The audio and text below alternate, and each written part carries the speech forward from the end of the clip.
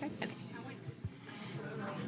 Good evening, everyone. We're going to call the school board meeting to order. You are attending the Williamson County School Board meeting tonight. Our first item on the agenda is to record attendance. School board members, if you wouldn't mind recording your attendance.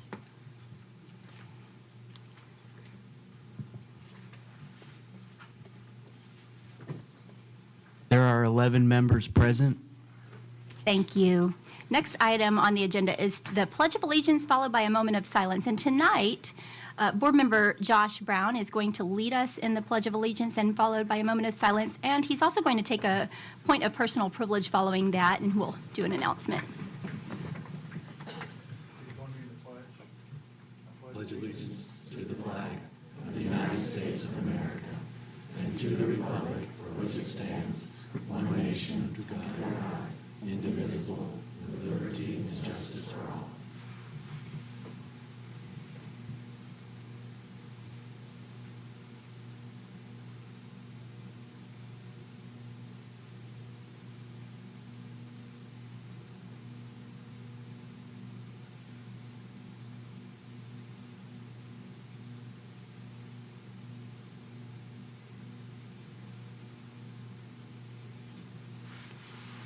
You can be seated. Mr. Brown. Thank you, Madam Chair. Wanted to take a minute, board members, to acknowledge some special guests that we have in the audience tonight. Boy Scout Troop number 8 that meets in the Brentwood area, led by, at least in part, by an old friend of mine, Rob Eichard, and there's several of the adult leaders, but these boys are here tonight because they're working on their communications merit badge and attending as part of that effort. So glad to have you here and welcome, and please join me in welcoming these guys.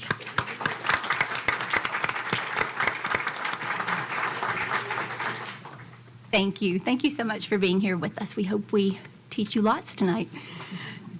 Next item on our agenda is items of particular public interest, and this is the time of the evening when we get to welcome members of our community who come to speak with us for 3 minutes each when we have time that we can dedicate to these folks. Our first member of the community is Jody Smith, and what I'll do is I'll call you guys up. There's only 3 members tonight who are here to speak with us. I'll call you up 2 at a time so that you know who's next. You can just stay seated if it's not your turn yet. But we've got Jody Smith followed by Janet Schaus. And we'll take Miss Smith. And your time should be up on the screen there. Thank you so much, and thank you all for your service to our schools and our children and our teachers. You are such an important member of our community, and you are also an important member of our state, our country, and I see you all as really crucial leaders in our community. I'm a mother of a Williamson County Elementary School student in District 8, and we love our school. So proud to be a part of it. I've been following the voucher bills on the House and Senate sides, and I know the governor has a version too. And while these versions do have differences, the main thing they are doing is giving taxpayer money to unregulated schools with no checks and balances, no requirement for certified teachers, no approved curriculum or standard monitoring that really protects our children's education. Vouchers are taxpayer-funded discrimination against our children. Disguised as school choice, vouchers spell disaster for our kids and our community. Please, I urge you to pass a resolution against vouchers and use your voice to protect our wonderful, wonderful Williamson County schools that we all love and are so proud of and have worked so hard to build. And the most vulnerable members of our community are children. And I didn't include that, as we all know, vouchers in fact target children who have special needs. And they are not, coming back to the discrimination, we are indeed funding discrimination against our own children with our own taxpayer money by doing vouchers, and I realize that you all don't have legislative power in the Tennessee General Assembly, but your voices are loud and your voices are strong. And so I just urge you to please pass the resolution against vouchers. Thank you very much. Thank you. Our next guest is Janet Schaus, followed by Kate Reynolds.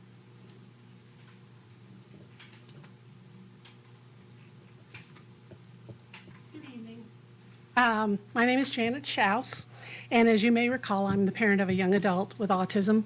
He also has an intellectual disability and ADHD.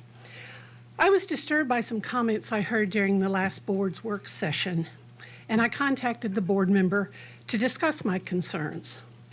And I was disturbed because of the comments about removing students with disabilities from schools, that this was an issue. My son has hurt himself, has hurt others, and he has destroyed property while in school. And the board member and I had a very cordial conversation, and I believe he gained a new perspective from me as a parent of a child with significant behavioral challenges. I thought, however, that it might be important for the entire board to know of the many incidents involving my son were often the result of school staff not listening to what his parents said were the best things for him, or they weren't following his IEP, or they were routinely reinforcing negative behavior and then wondering why he was acting out.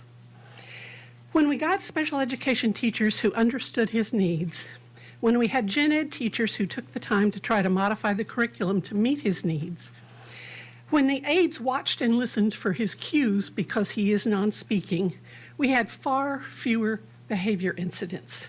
We went from multiple incidents a week to 3 in one semester once the right people were put in place. Fortunately, we found a few teachers and a few central office staff that ensured that Evan was educated in the least restrictive environment. For that, we are deeply thankful. And I value public schools, just as my colleague Jody said. We want public schools to be well-funded and well-supported. I want to share a little tidbit. WCS had an autism specialist several years ago named Jay Whitlow, who probably had a better understanding of our son Evan than any person ever. During one IEP meeting, as a vice principal was asking how should he discipline our son for having a meltdown, Jay asked the vice principal how he would discipline a student who had a seizure. Of course, the vice principal said he would never discipline a student for having a seizure. Then Jay said, Evan's meltdowns are very similar to a seizure. He becomes overwhelmed, reaches a tipping point where he simply cannot control his outbursts. The vice principal's attitude changed toward Evan from that day forward.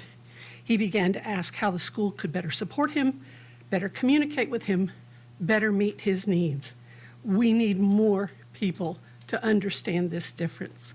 I was heartened to hear during the work session of the district's efforts to look for best practices in special education in other benchmark districts across the nation. And I hope that parents and adults with disabilities will be incorporated into this effort. I think we all want our schools to be safe and supportive and educating all of our students, including those with IEPs. Thank you. Thank you. Our final guest of the evening is Kate Reynolds.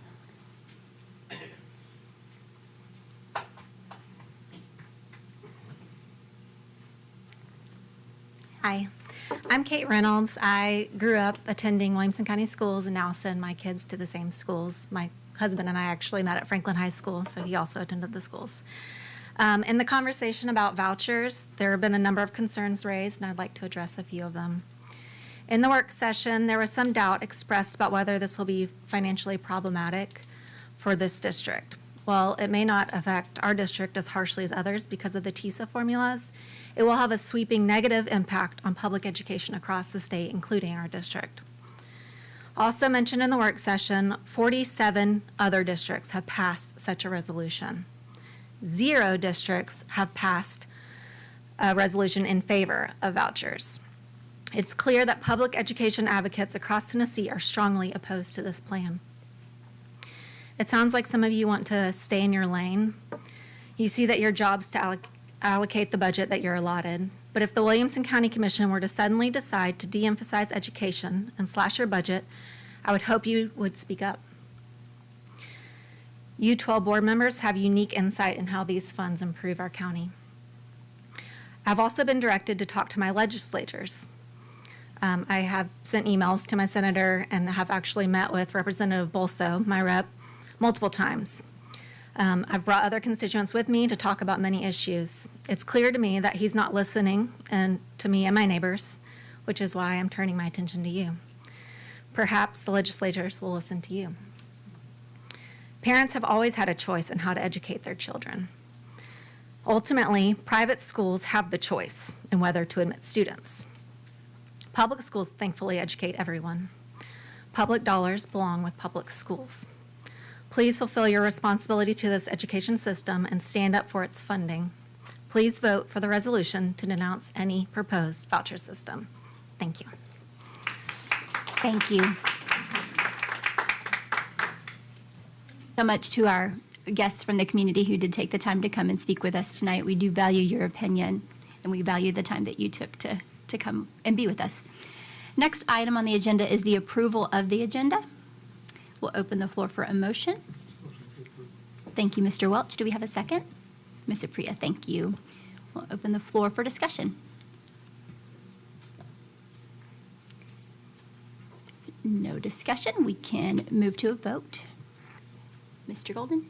Do recommend approval.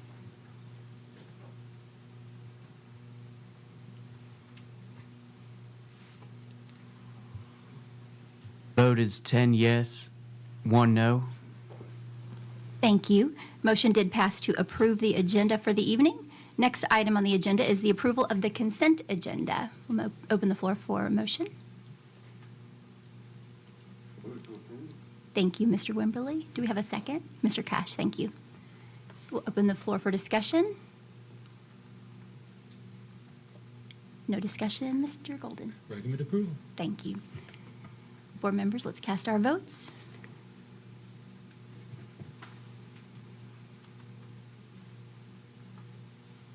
The vote is 11 yes, 0 no. Motion did pass to approve the consent agenda, and with that approval, we did approve the February 20th, 2024 school board meeting minutes, the request from Middle Tennessee Electric for an easement at Page High School, the Summit High School storage shed, the Page High School ring staff gym awning modification, and the recommendation for field trip fee requests. Next item on the agenda is communications to the board, but first I did want to acknowledge Deputy Phil Hunt. Thank you so much for being here with us tonight. And Mr. Golden, let you take the floor. Thank you, Madam Chair. I don't have a lot of content to share personally with the board tonight in my superintendent's report. Certainly encourage folks to go back and look at our work session. That was one of our longer work sessions in recent memory, but for those of you who've been on the board a long time, not our longest work session in the history of Williamson County Schools. We spent a lot of time talking about the Education Savings Act bills, the voucher bills. Spent a lot of time talking about budget. Our budget was a little bit unusual this year in that we know that our projection is that we will have insufficient funds based upon the funding we have currently to actually pass that budget, but it's based on some detailed conversations we've had with county government leaders about pay increases and about increases in insurance costs. So we'll be working through that tonight and then going through that journey on budget the next few months with our county commission. I did want to specifically welcome Troop 8 for being here. And encourage you to continue to get those badges. Many of us in this room have from time to time helped or maybe even tested some Boy Scouts on some of the badging systems, and it's a really, really great program.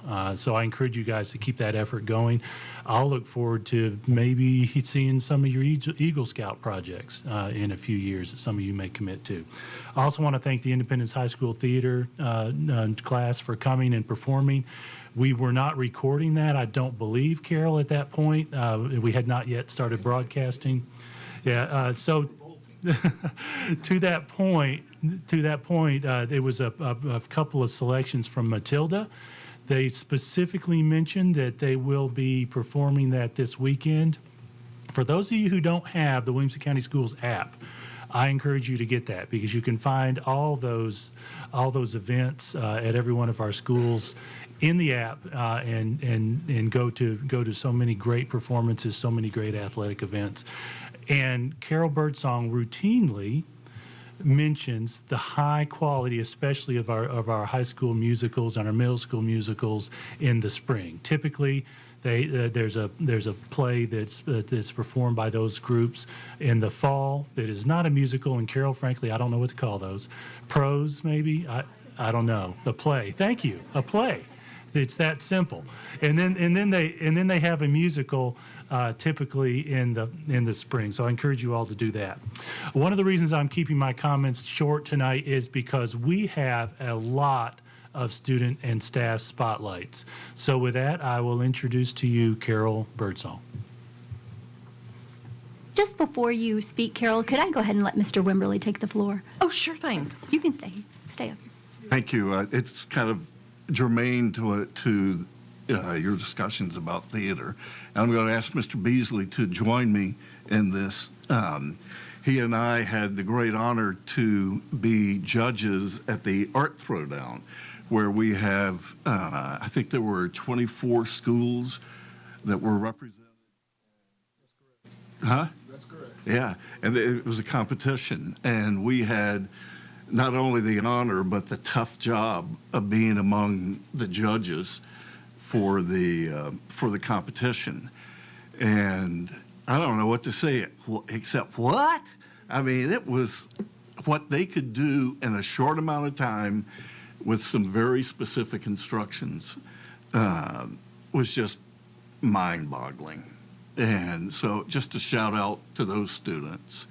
And if Drayson's not going to tell you, I will tell you that I was asked to be a model for one of the competitions. They had kids who were doing drawings and kids who were doing sculpture.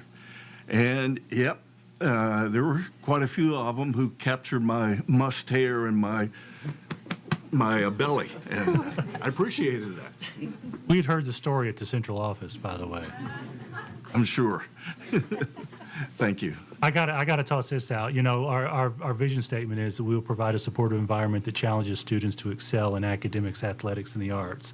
And the examples of how we're doing that on a daily basis, it really does our heart good. So thank you, Mr. Wimberly, for mentioning that. And Mr. Beasley. And Mr. Beasley, thank you for being there. Carol. Okay, Mr. Golden, I need you to come right on down here because we are going to spotlight our reward schools first off. And I'll mention that we have 31 reward schools this year, board members. That is yet another record for us. We had 29 back in 21-22, and so this is for the 22-23 school year. And so you'll get to meet, if you haven't met, and seen 31 of our fabulous school principals today. So we are very excited for them. Let's see Michelle Hummel. Her row stands. We're doing this just like high school graduation. So this is Michelle Hummel with Chapman's Retreat Elementary School. Congratulations, Michelle. Next is, oh gosh, thanks. I forgot about the certificate part. Okay, but if we're going to clap, I have time to do that. All right, Kathy Lillard from College Grove, come on up.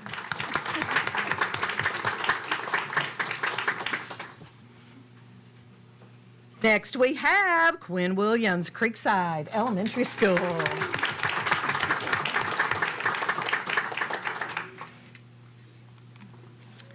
Crockett Elementary School and Bronwyn Rector.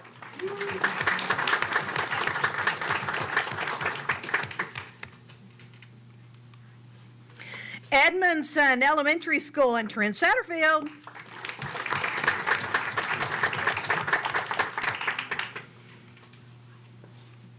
Fairview Elementary School and Michelle Murray.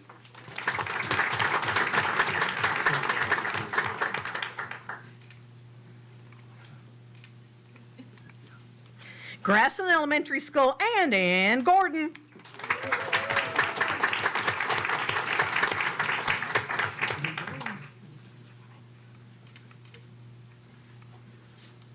Hunters Bend Elementary School and Krista Kramer.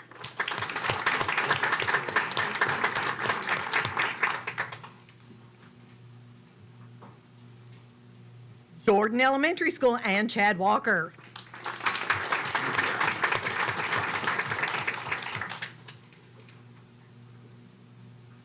Penrose Elementary School and Rebecca Loffey.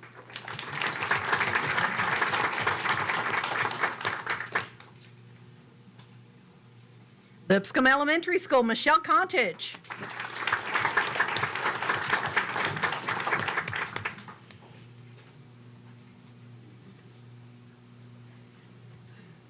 Longview Elementary School and Kathy Ball.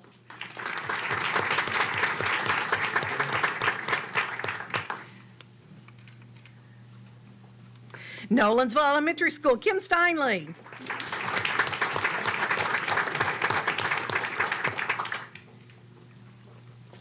Oakview Elementary School and Amy Stevenson.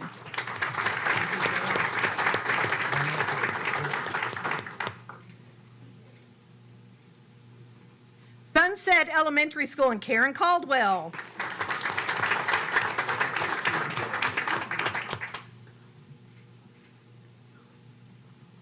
Thompson Station Elementary School and Tiffany Dukes.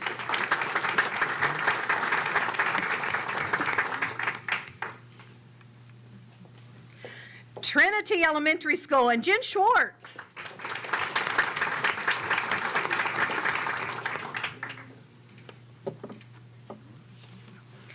Walnut Grove Elementary School, Kate Donnelly.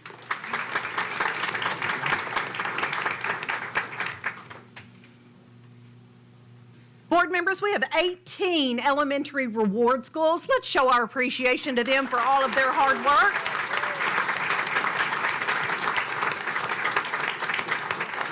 At the middle school level, Mill Creek Middle School, Jared Grindstaff.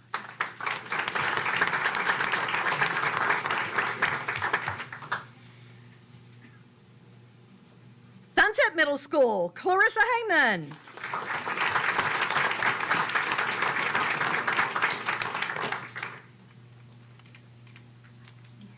Thompson Station Middle School, Jason Loudon.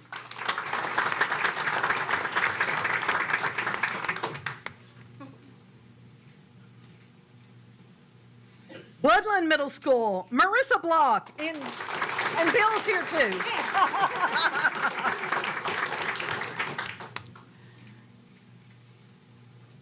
Board members, we had 4 middle schools that were named reward schools. Let's show our appreciation and support for them.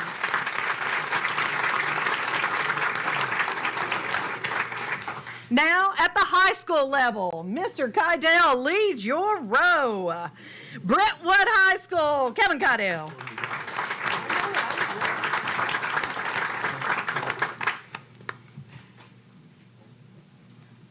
Fairview High School, Chris Butler.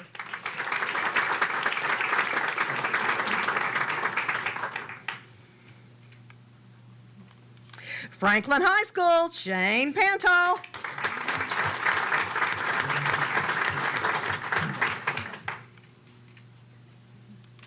Fred J. Page High School, Katie Hill.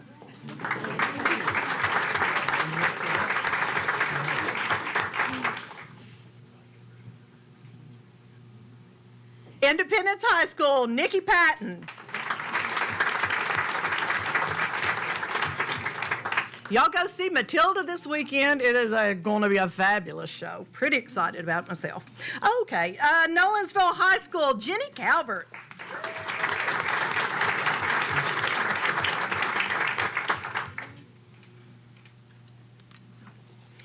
Ravenwood High School, Pam Vaden.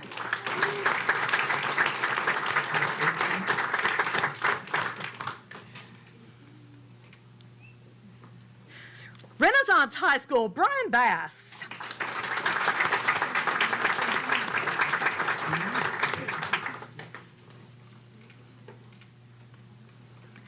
And Summit High School, Sarah Lamb.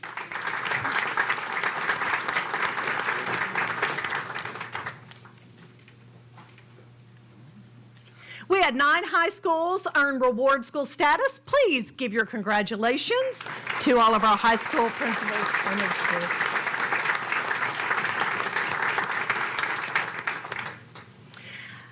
And just when you thought we could have no more celebrations, well, you were wrong. We have so many, many more. So relax, enjoy, because we are celebrating students in athletics, the arts, and in academics this evening. We're going to start with athletics because this is the most recent one, and it's pretty exciting. Independence High School, over spring break, brought home a state championship in boys basketball. Coach is Mark Wilkins.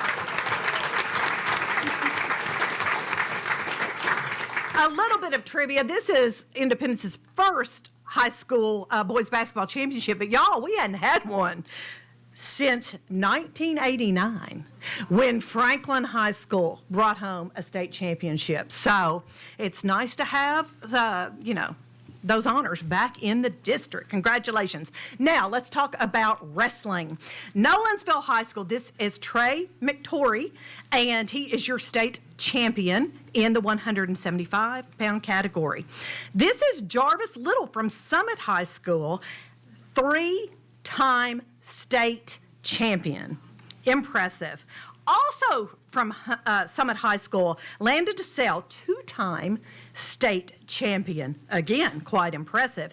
And Braden Leach from Summit High School, your state champion in the 150-pound category. Pete Miller is the coach for Summit High School. Now, this is where we're going to talk academics. 80, that would be 80 national merit finalists across our district. We have set yet another record.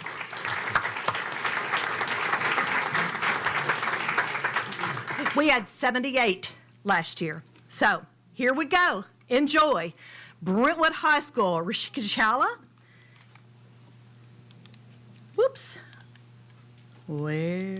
Lewis Clevenger, Brentwood High School. Amelia Croney, Brentwood High School.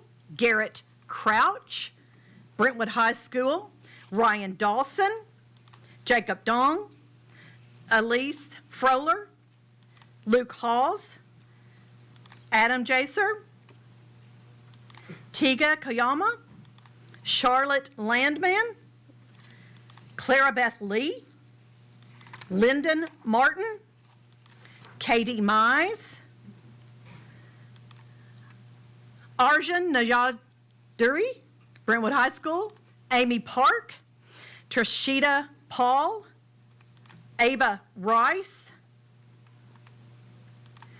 Ali Sidikar, Brody Spillane, Davis Veazey, Robert Walsh, Grace Walter, Brooks Wheeler, all from Brentwood High School, Tyler Taperson from Centennial High School, now from Franklin High School, Jason Bowles, Sylvia Brake, Caden Bridges, Caden Campbell, Coleman Clemens, Chip Davis, Vasilius Icamacher, Jade Horn, Wesley Jordan,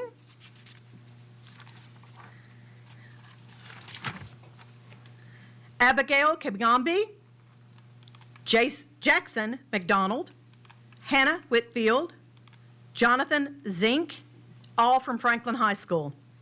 From Independence High School, Andrew Catterton, Carmen Analtas, Weston Reagan, Kieran Rao, Elijah Sauer, Patrick Whitlow, all from Independence High School.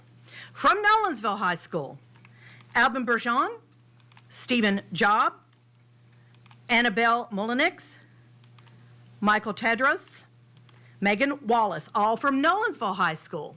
From Page High School, Evan Ingmeyer, Mary Peck, Daniel Ponto, Renee Varanasi, all from Page High School. From Ravenwood High School, Minji Bay, John Beck, Christina Chin, John Cogan, Arush Desai, Patrick Fight, Jackson Gardzina, Grace Helu, Yudi Kale, Aish Kumar, Margaret McGurn, Sophie McAtee, Jack Meyer, Naimam Kurji, Sneha Mukha, Ria Nandi, Tanmay Nima, Christina Q, Malvika Rao, Sarath Ravila, Madeline Schaefer, Camden Walker, Molly Walker, Sophia Wang, Riazar from Ravenwood High School and from Summit High School, Jack Stinson and Drew Whitkind. Those are your 80 National Merit finalists.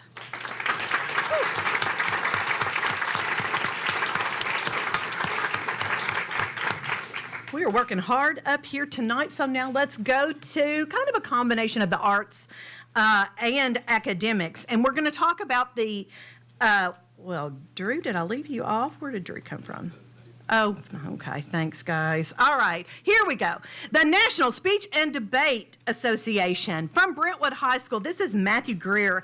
And Matthew won first place in the state for original oratory, and his coaches are the fabulous Harriet Medlin, who I know Mr. Galbraith knows, and Matt Grimes, because Harriet has been around more than 50 years at Brentwood High School. I'm not saying anything about your age, though, Mr. Galbraith. Anyway, and also for extemporaneous speaking, Wally Sidikar from Brentwood High School as well. So from Ravenwood High School, we had first place in public forum debate, Chetan Yanagala and Vedon Misra, and their coaches are Ashley Yearsley and Brittany Steedham. And in staff spotlights, Jeremy Qualls, Technology Educator of the Year from the Greater Nashville Technology Council, and a school spotlight tonight, and that is for Thompson Station Middle School.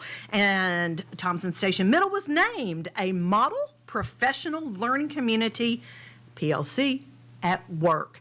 So, congratulations, woo, to all of our students, staff, and our schools. Thank you, Carol. And for those of you who are visiting with us, we only at the board meeting celebrate state winners and national awards. Just to give you one example of one of the reasons why we do that, in wrestling alone this year, we had 52 state qualifiers, 11 state finalists, and 5 wrestlers were runners-up at state. And you saw the celebrations we had for those state champions. In addition, Summit High School was a runner-up at the state championships as well. The reality is our students and our teachers are doing so much that it deserves celebration, but it's a lot, and I think it's worth the effort and worth the time we had today. I want to also mention to you that when we went through our reward schools and celebrating our principals and their leadership of those reward schools, it struck me the geographic spread and diversity in those schools. We are receiving those awards across the district, across the county. I encourage you all to go to our website, and I mentioned this at the work session. Our WCS by the Numbers webpage has a lot of data on that, and some of it will show that progression over the last 4 or 5 years in the effort that our leaders have put together, the effort that our teachers and support staff have put together in continuing to grow us in this environment. So thank you all. And Madam Chair, that's my report. Fabulous. Thank you so much, Carol, again for all of the celebrations tonight, and to Independence High School for coming and presenting Matilda. And congratulations to Independence. You've gotten a lot of attention tonight. It's awesome. Next item on our agenda is new business. First item under new business is the 2023-24 school board budget. And first item under board budget is approval of the general purpose amendment 3.24 donation for flag football in the amount of $16,000. Mr. Golden? Thank you, Madam Chair. This is the first of two items related to this year's budget. This is a donation for $16,000 from the Tennessee Titans for us to pilot the girls' flag football, which has really been a wonderful addition for us. So I do recommend approval. Thank you. Beat me to it, Mr. Hoffman. Thank you. Second, Mr. Beasley, thank you. We'll open the floor for discussion. Okay, no discussion. Mr. Golden, you did recommend this for Thank you. approval. Board members, we can move to a vote.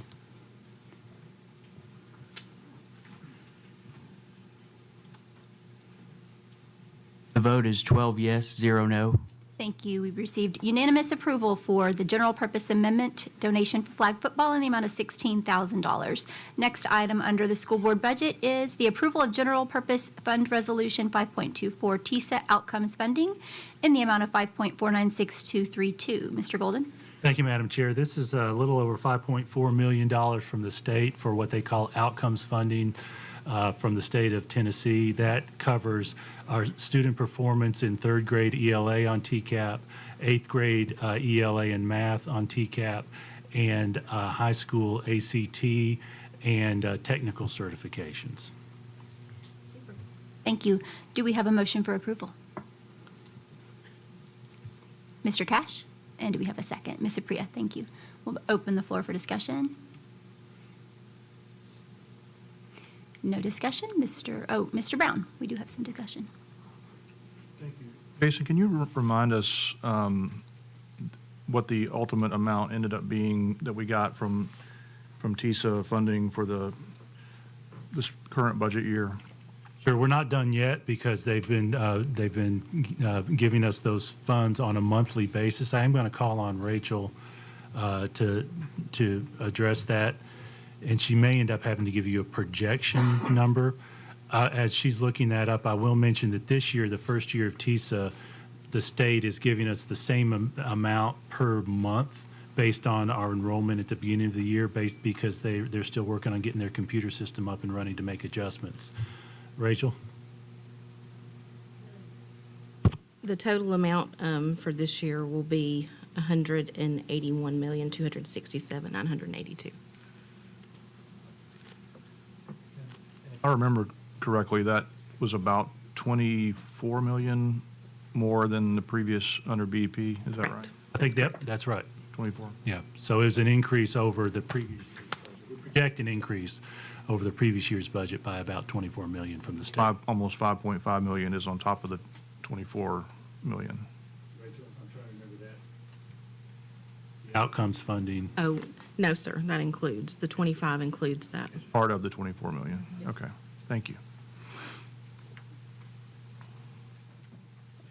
No further discussion. We will move to a vote. Recommend approval. Thank you, Mr. Golden.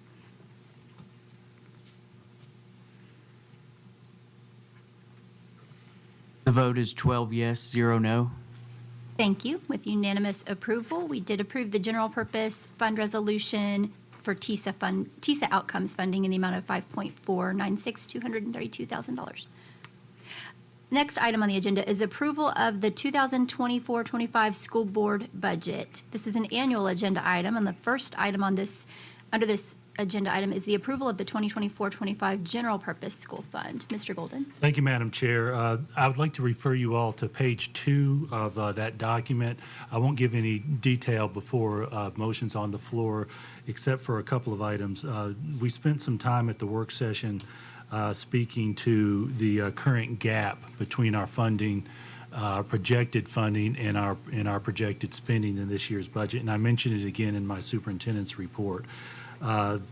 Based on discussions with county government, we are including a request for what will amount to a 6% annual raise, and that number is in there. And if I'm not mistaken, Rachel, it's $16.7 million for that. Plus, county government is increasing and made a request for an increase from us to cover medical insurance claims in the amount of just under $15 million for this year. Our insurance program is, in essence, a self-funded program that does have some traditional insurance coverage for catastrophic claims, But for any claims that are not catastrophic, we are actually paying those claims out of our budget. So with those two numbers alone actually exceed our gap by about $5 million, if I'm not mistaken. So I just wanted you all to have that visual before we started. We'll open the floor for a motion for approval. Mr. Welch, thank you. Do we have a second? Mr. Haw, thank you. We'll open the floor now for comments or discussion. Mr. Wimberly? Mr. Golden, with this substantial increase in our cost for health benefits, do you think that's going to put the 6% raise in jeopardy? I think there's a possibility of that. I will tell you, on the other portions of the budget, our leadership team and I worked very hard to cut everywhere we could. And I mentioned to you all specifically at the work session, we went line item by line item and compared actual spending to projected, really to minimize the risk of what you just asked about. County Commission, based on our projections, has to make a decision on whether they have the capacity to fund it more. The state formula presumes that they have that capacity, but our County Commission is funding about 2/3 of our budget now. So short answer is yes, but you know me, I can't ever give an absolute short answer. Thank you. Mr. Cash? Thank you, Madam Chair. We had a long meeting for our work session, and I think a lot of good discussion on the budget and whatnot, and I thought it was great opening up the floor just to let us just basically speak.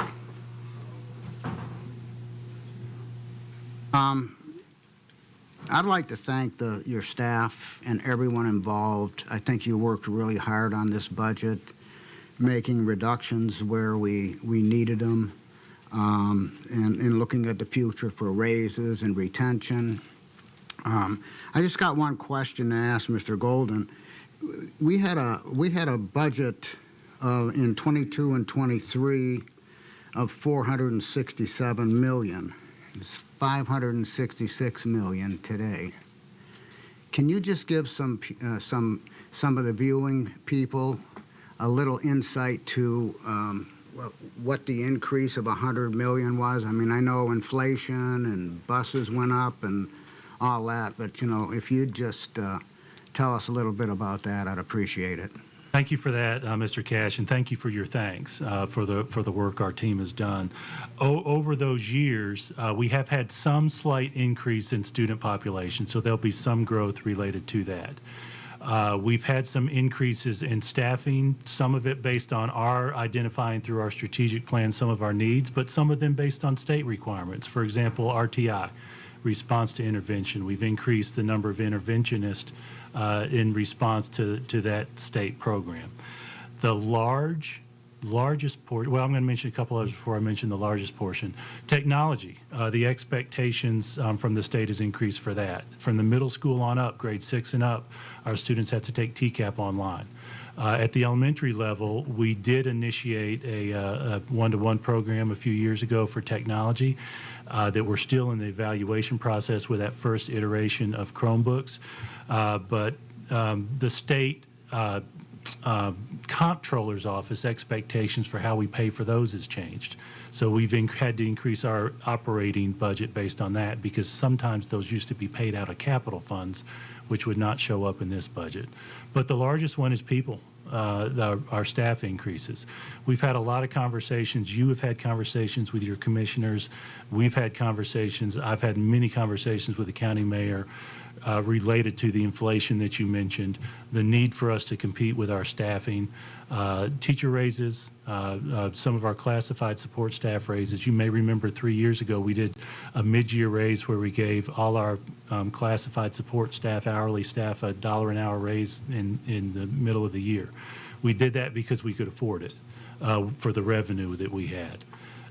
What we do know based on our projections now is the revenue from sales tax is flattening out, and our projections have flattened out. So that's one reason that there's a gap this year. But the larger reason is because those increased expenses. Thank you for that question. We've had some discussions at the work session also about teacher pay and our classified staff pay. If we had more that we could afford, I'd be asking you for more for our people because a lot of particular positions could use more. Teachers especially right now are so much the heart of what we're doing. And they are by far the most expensive line item because we have so many of them serving our students. Just one other thing. We've talked in past years too, but how can we, and I'd just like somebody to look into this with the financial side, but how can we accelerate the salaries of TAs and some of the folks like that? It's great to have a 6% raise if your seniority level and skill sets are up here.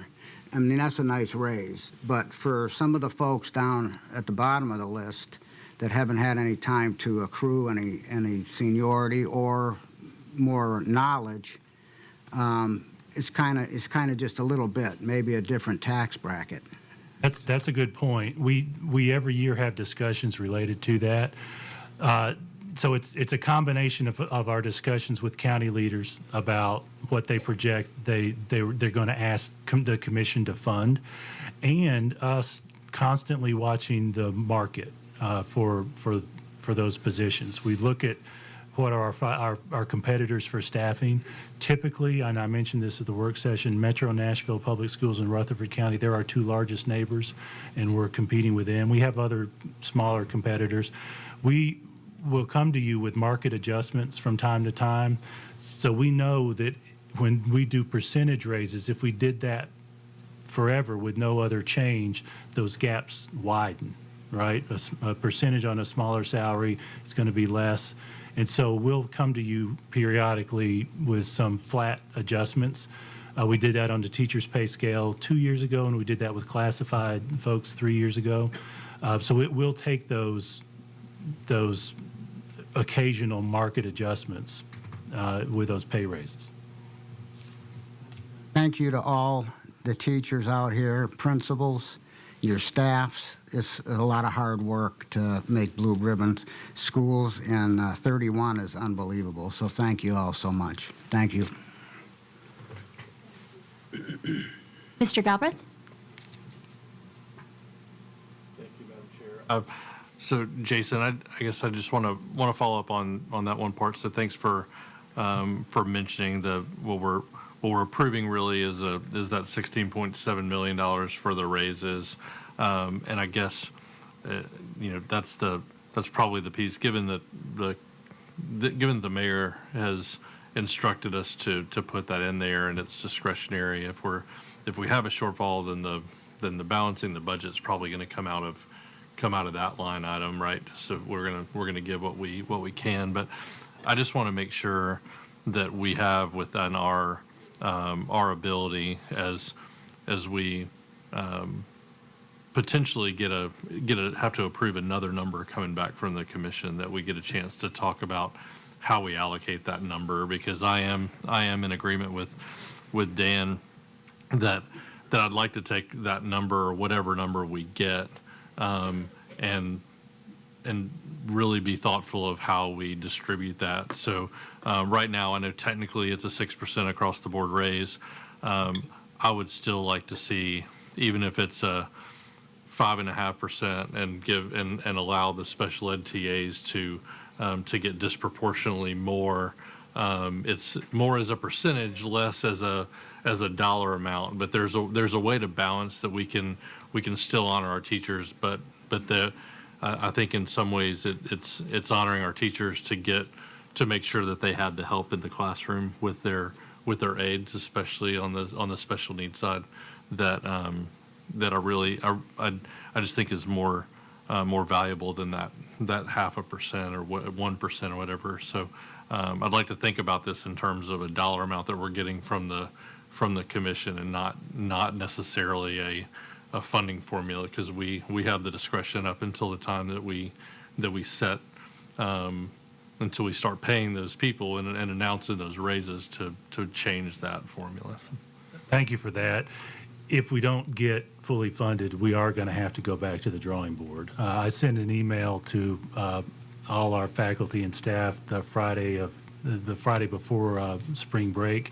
I probably gave some of them a little bit too much information with some bullet points related to budget, but my intent was to make sure that they knew these are the raw numbers we're looking at, and it's going to take some additional county funding. And if we don't get it, we are going to have to do exactly that. Mr. Brown? Jason, did you say at the work session that the 6% raise, if it goes through, would get us to the 50,000 entry-level salary?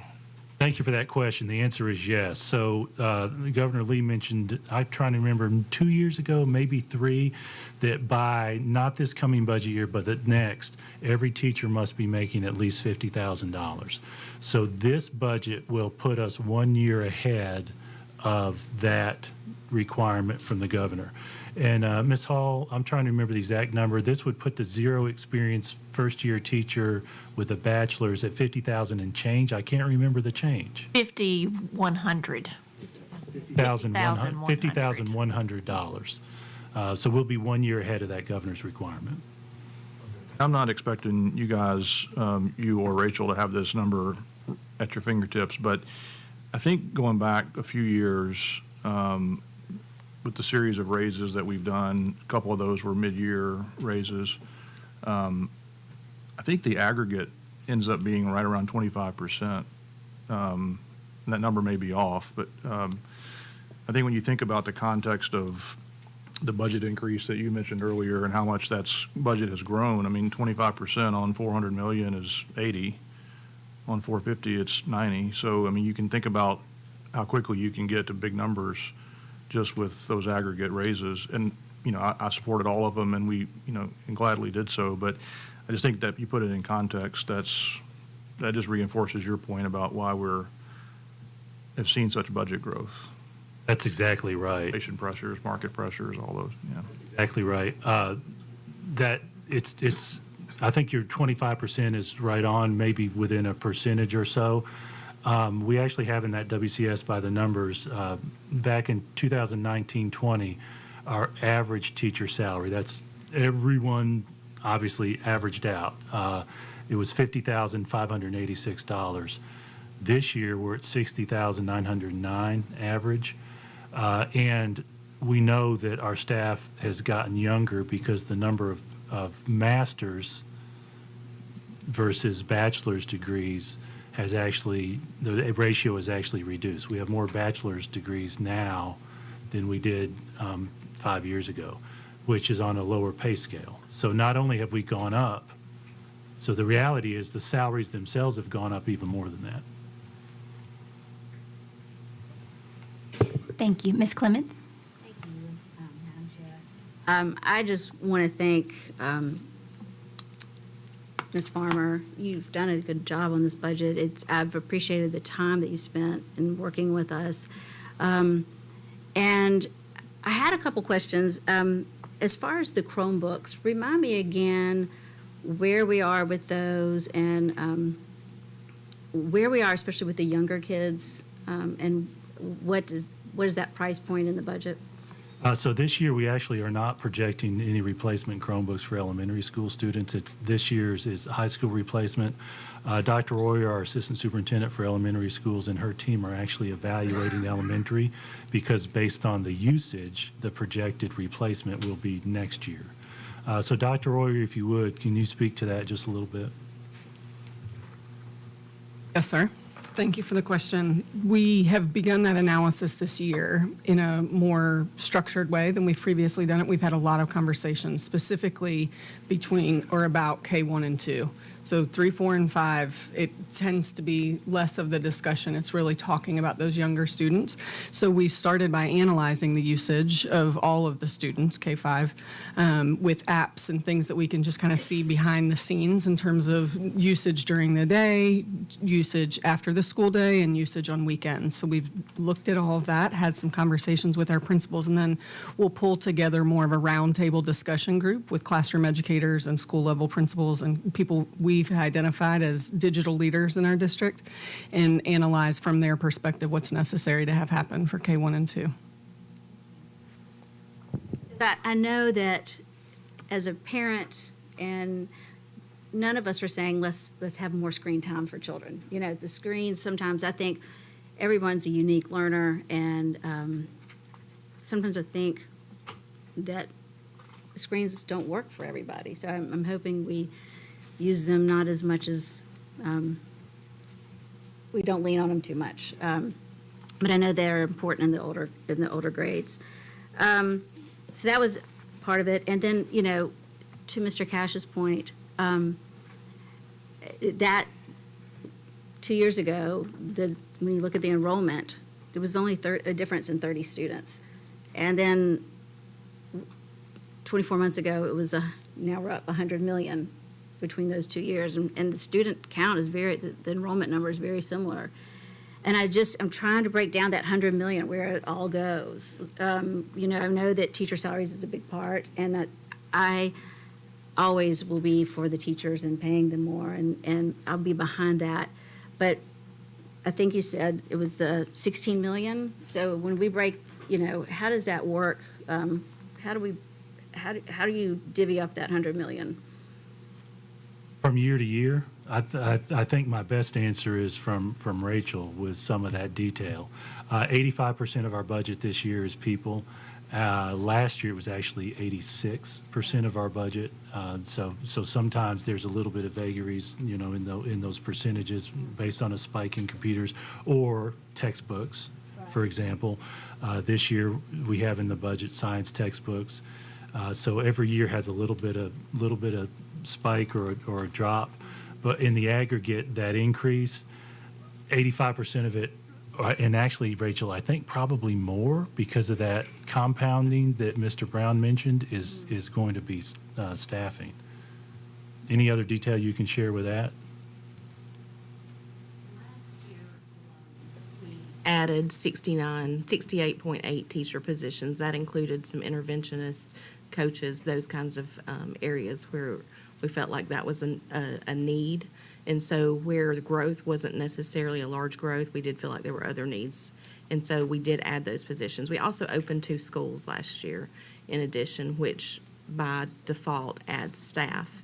And so a large chunk of that money came from those positions. In addition to then, just the rate, as you said, last year, the raise cost right at 15 million.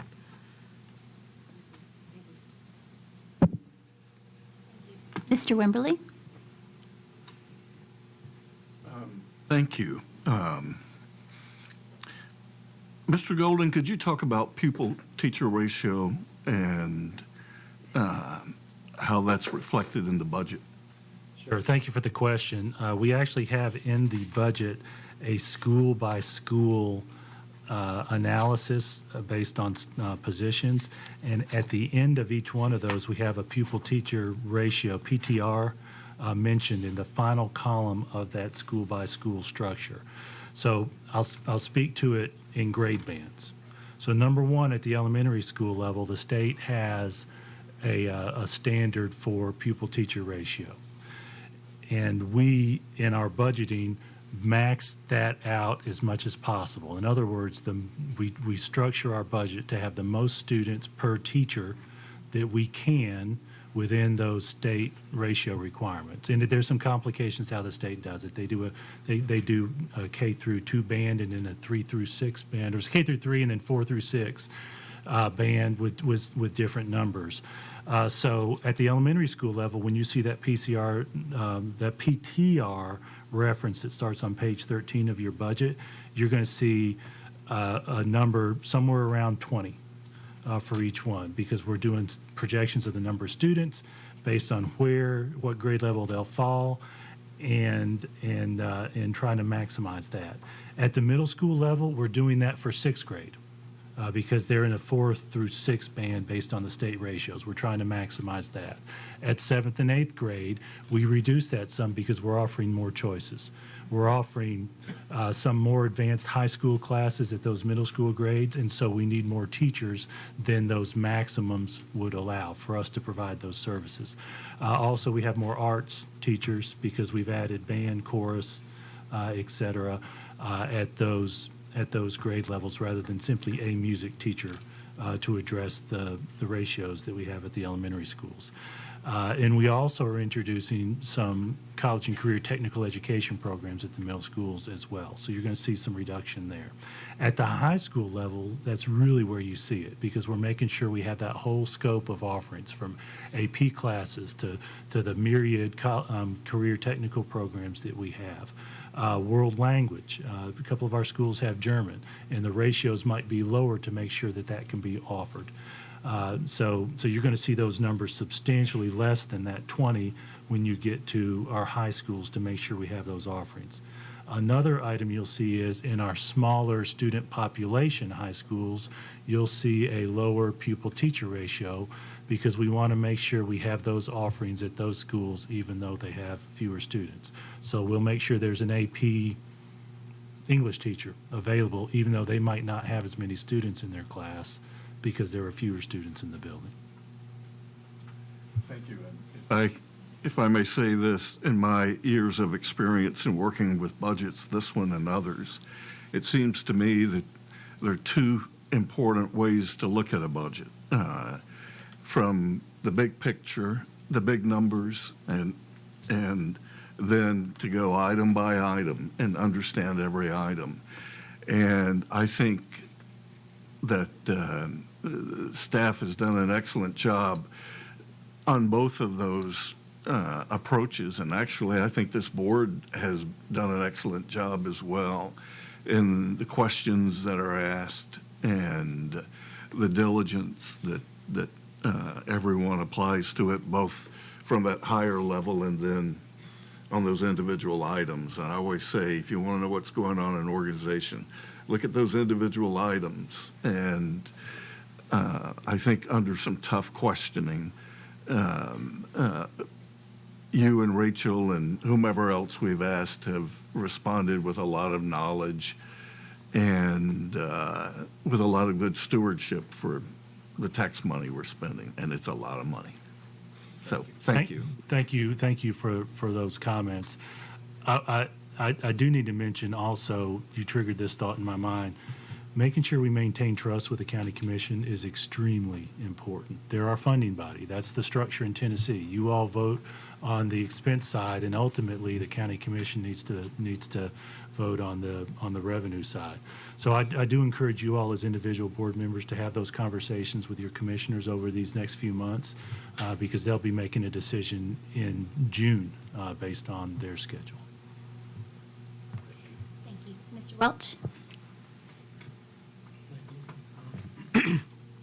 Mr. Golden, you said it, 85% of the budget goes to personnel. And so, well, first let me start off and sort of repeat what others have said. Thank you to you and your staff for putting together a really lean but well thought out and smart budget that will allow us to continue to support our students. The news about hitting the 50,000 baseline salary a year earlier, that's wonderful news. It's still, correct me if I'm wrong, we're still behind kind of most of our surrounding school districts in terms of competitive pay. I mean, certainly our sister district, Franklin Special and Metro, but I think also a few others to the other points of the compass. Is that correct? Generally speaking, yes.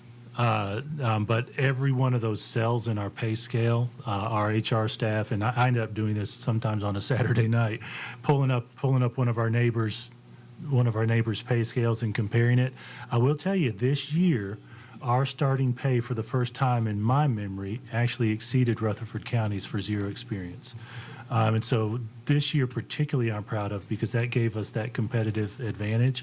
But right or wrong, I've compared it to gas stations across the street, right? You're a couple pennies cheaper than one across the street, and you might go to that cheaper one. The flip of that, the one neighbor is paying just a little bit more. So it's that constant battle that we need to pay attention to annually. My larger point with this is, we're talking about 85% of the budget. That number is not something that we're being extravagant with and overpaying by any means. We're just trying to be competitive at this point. So you said a 6% increase, and I look at it 6% of 85%. That's a 5% increase right off the bat for the entire budget. If we look just that salary increase portion, the salary isn't the entire portion of that personnel, though obviously there's retirement and a few other things, one of those being the health care. And what was the health care increase? Remind me, was it 23%, 24%? I'm trying to remember the percentages, $14,899,640. Rachel, you may remember that percentage. Ma'am? Oh, 24.5% over last year's cost, 24.5% increase over last year's payback to the county. 24.5%, and I multiply that by 85%, which is a good portion. That's a 20%, 21% increase, which is not the increase that we've seen, but we're looking at somewhere between a 5 to 21% number, somewhere in there, just upon the one being something that we can't control, that we're told to budget in, as we don't oversee the healthcare process. That's our county commission. And then the other being a very modest, very reasonable 6% increase upon a very modest competitive starting salary rate. So I can see how these numbers add up, but I think to Rick's point, when you start digging into the line items and everything else and kind of look what it actually is, it's very responsible budgeting that we're doing right here, and I appreciate you doing that. Thank you. If no other discussion, we can move to a vote. Oh, Rick, Mr. Wimberly? Yes, sir. You would think I would have this memorized as many times as I've done it, but I, Rick Wimberly, have an immediate family member who is employed by Williamson County Schools who may be affected by this proposed budget resolution. My vote on this budget resolution is nevertheless in keeping with my oath of office to fulfill my responsibility as an elected Board of Education member. Signed, Rick Wimberly, for the last time. Thank you, Mr. Wimberly. Okay. All right. Okay, thank you. All right, board members, we can move to our vote.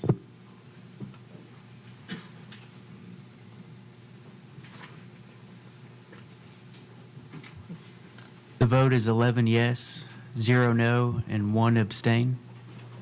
Thank you. Motion passed to approve the 2024-2025 General Purpose School Fund, which means we can now move to our 2024-2025 Capital Outlay Request Fund. Mr. Golden. Thank you, Madam Chair. We make annual capital requests for, in essence, operational capital needs, repairs, et cetera, to the commission on an annual basis. Rachel included in her cover letter to you, which is on page 3, some detail of that capital. The capital request of $13,155,596, which actually represents a 19.06 decrease over last year's capital request. Again, we try to keep it conservative, but to make those repairs. One of the comments I make to the county commission when we have these capital requests is we have 52 schools. Now, one of those is online. We're not making a lot of capital investments in the online school in Vanguard Virtual, but those other campuses, if you visualize the turnover in roofing, in HVAC, et cetera, with that many facilities, you cannot ignore a year. We need to do some repairs every year. Thank you. Board members, do we have a motion? Ms. Clements, thank you. Do we have a second? Mr. Mitchell, thank you. Any discussion? Okay, we can move to a vote. And Mr. Golden, we do have your recommendation. Do recommend approval.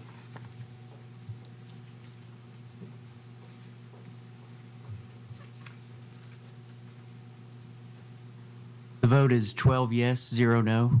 Thank you. Unanimously approved the 2024-2025 capital outlay request. Next item is the approval of the 2024-2025 Central Cafeteria Fund. Mr. Golden. Thank you, Madam Chair. The Central Cafeteria Fund is a self-contained budget that does not include any county tax money from the county commission. It's funded by our customers, our users on a daily basis, plus funding from the federal government. So we can open that for discussion if there's a motion. Thank you. Do we have a motion? Mr. Beasley? Thank you. In a second, I saw somebody's hand. Ms. Clements, thank you.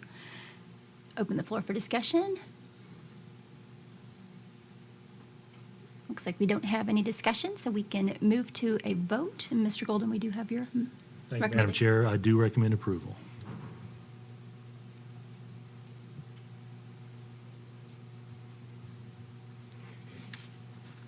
The vote is 12 yes, 0 no. Thank you. We have unanimous approval for the 2024-2025 Central Cafeteria Fund. Final item under the 2024-2025 school board budget is the extended school fund budget. Thank you, Madam Chair. This is the budget for our extended child care, before and after school care that we call SAC, school age child care. This likewise is a self-contained budget that does not include any tax funds. It's a user funded program. We have the detail of that budget on page 58 and certainly open to a motion. Thank you. Do we have a motion? Ms. Apriya, in a second. Mr. Mitchell, thank you.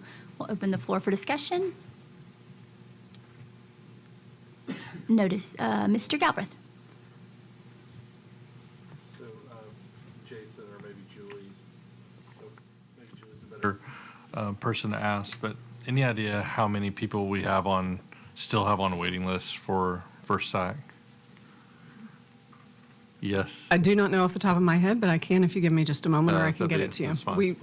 They have done a phenomenal job of clearing the wait lists, especially in some of our harder to serve communities. They've done outstanding work, but I don't have an exact number No, off the top of my head. just that, I mean, so you think We've made some we've moves. whittled it down pretty well? I know it started off pretty big over the last couple of years. Yes, sir. Is that a function of increased staffing or people just kind of going through and coming off and not needing it, or some people not needing it anymore? I think there are a number of variables that have contributed to it. I know that they've put significant effort into hiring people and keeping people, which as coming out of COVID was a factor for them for certain. And then we've continued to recruit our employees who are with us during the day. So paras who work in the building, many work for us before and after school as well. And anybody can do that, a teacher or a para. So I think it's been a combination of all of those efforts, including a pay increase along the way.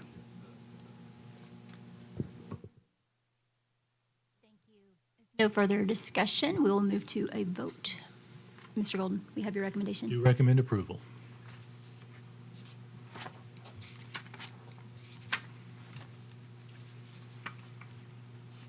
Vote is 12 yes, 0 no. Thank you. And that was unanimous approval of the 2024-2025 extended school fund budget. Next item on the agenda is board policies for first reading, and we only have one tonight, and that's for attendance. Mr. Golden? Thank you, Madam Chair. For first reading, we have a proposal that was really started as a result of some conversations led by Mr. Brown related to middle school students taking high school courses. And we do recommend approval at first reading of that proposed change to the board policy. Oh, I'm sorry. I have the wrong one. I've still got my work session. We still actually, that one's been deferred for some more conversations. Thank you. This is the absence one. Again, based on discussions, and thank you, Tim, for pulling up that red line. The discussion, actually, give Mr. Galbraith credit for some of this discussion. The proposal is to make an alteration for absences with parent notes to be extended over the course of the school year, rather than on the front end of the school year. Do recommend approval at first reading, even though, Madam Chair, we don't even have a motion on the floor. Thank you. Do we have a motion? Mr. Galbraith. And do we have a second? Ms. Cypria, thank you. Now we can open the floor for discussion. Mr. Galbraith? We don't have to have a whole lot of discussion tonight. We'll have plenty more, I think. We anticipate plenty more with staff going back and talking about a few things. The two changes. One, I think we're all in agreement. At least staff is recommending. The committee seem to be with this one as far as recognizing the existing state law around absences related to non-school sponsored activities. So that alone solves a lot of the issues with the traditional 8 absences that we have.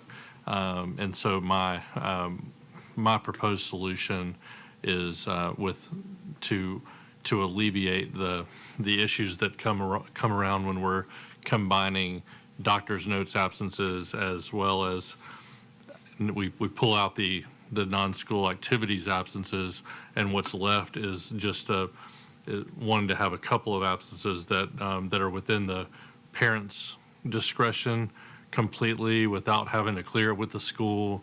They don't have to explain themselves. They just have to. I did have a potential caveat here that they don't have any other unexcused absences, so their kid is not truant. They're just missing, whether it's for a vacation, a Friday absence, a mental health day, whatever the family deems. I think it's appropriate to allow those parents and guardians to have that bit of discretion on their own. Those comments, Mr. Galbraith. I wanted to add a little bit that many of our parents are familiar with. Currently, our procedure is the first 8 absences just require a parent note and not a doctor's note. Our staff had been talking this year about preparing to move it potentially to 10 for next year. This makes it 5, but it's not front-loaded.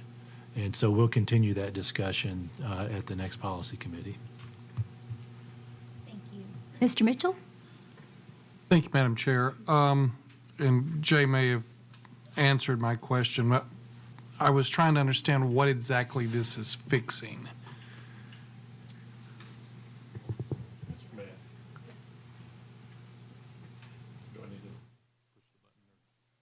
Okay, thanks. So it's essentially, right now, the activities helps a lot. So having activities separated from the 8 days, it helps because a lot of people that are in non-school sports, other activities that require them to miss for long weekends or weeks or days at a time. So that helps a lot. The problem that's left is the timing of your absences dictates which kind you have first dictates whether or not you have any discretionary days at all. And so if you're sick for the first 2 weeks of school, then you've got to ask permission for any day that you take. Whereas you could take the same absences flipped in the fall, you could miss 8 days with no questions asked. And then if you're sick, you could miss those sick days too, if that makes sense. And so what it creates an administrative burden that doesn't have to be there. So the part of my issue and why I brought it just recently is we had all the cheerleaders go to nationals for cheer in the first 2 weeks of February. And so, but they have to get all those absences excused, which is fine. But some of them have over 8 absences already. And for those people, the principal is exercising their discretion, but they're not really. They're just waiting to see how many absences they need to approve over the limit. It's not really discretion. It's just an administrative task that they've got to say, okay, I'm going to approve all these absences because they're a legitimate absence. It's just a matter of how am I going to classify them? Are they going to be over the 8 and I'm going to have to sign them all? Is it going to put them over the 8? I'm going to have some of them I'm going to approve as part of their 8, some of them I'm going to approve. And then, or is it just going to all be within the 8 absences that they have? every one of them was approved. It's just an administrative task and a burden on parents and on administrators to have to go through all that rigmarole to do the effective. At the end of the day, they're approving all those absences, and so it's just to make it simpler for parents and for administrators. Mr. Wimberly? I'm just wondering how, I don't know this as a fact, and perhaps this should be phrased as a question, but I believe that we have significant numbers of absences on, let's say, the day before spring break. Would this affect that? Does it make it more likely that we would have more absences, or less likely, or would it even relate to it? I'm going to give my thought and then invite Dr. Webb or Dr. Oyer to address it as well. My experience is with families who have those scheduled, I don't know that a particular excused absence would make a difference. But individual conversations with families with students who have had some attendance issues do happen in drill down.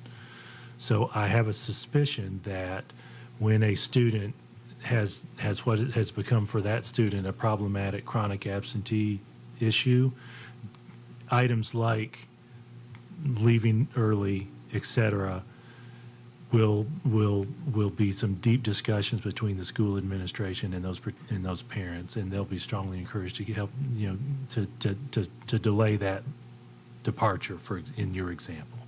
Dr. Webb, Dr. Royer, anything you want to add to that?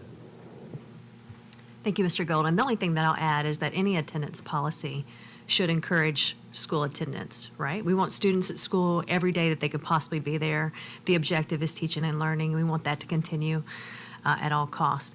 When you have that, and know that Mr. Galbraith, and we had the conversation at the policy meeting about that push, that requirement for students and parents to have a conversation with school administration when they reach a certain number of absences, those conversations help with that. In my viewpoint, it helps deter frivolous absences and forces a conversation about how students are going to make up the work if they continue to be absent, and how the prior absences have the students have made up that work, and how they can continue to push for good school attendance, because it's about teaching and learning.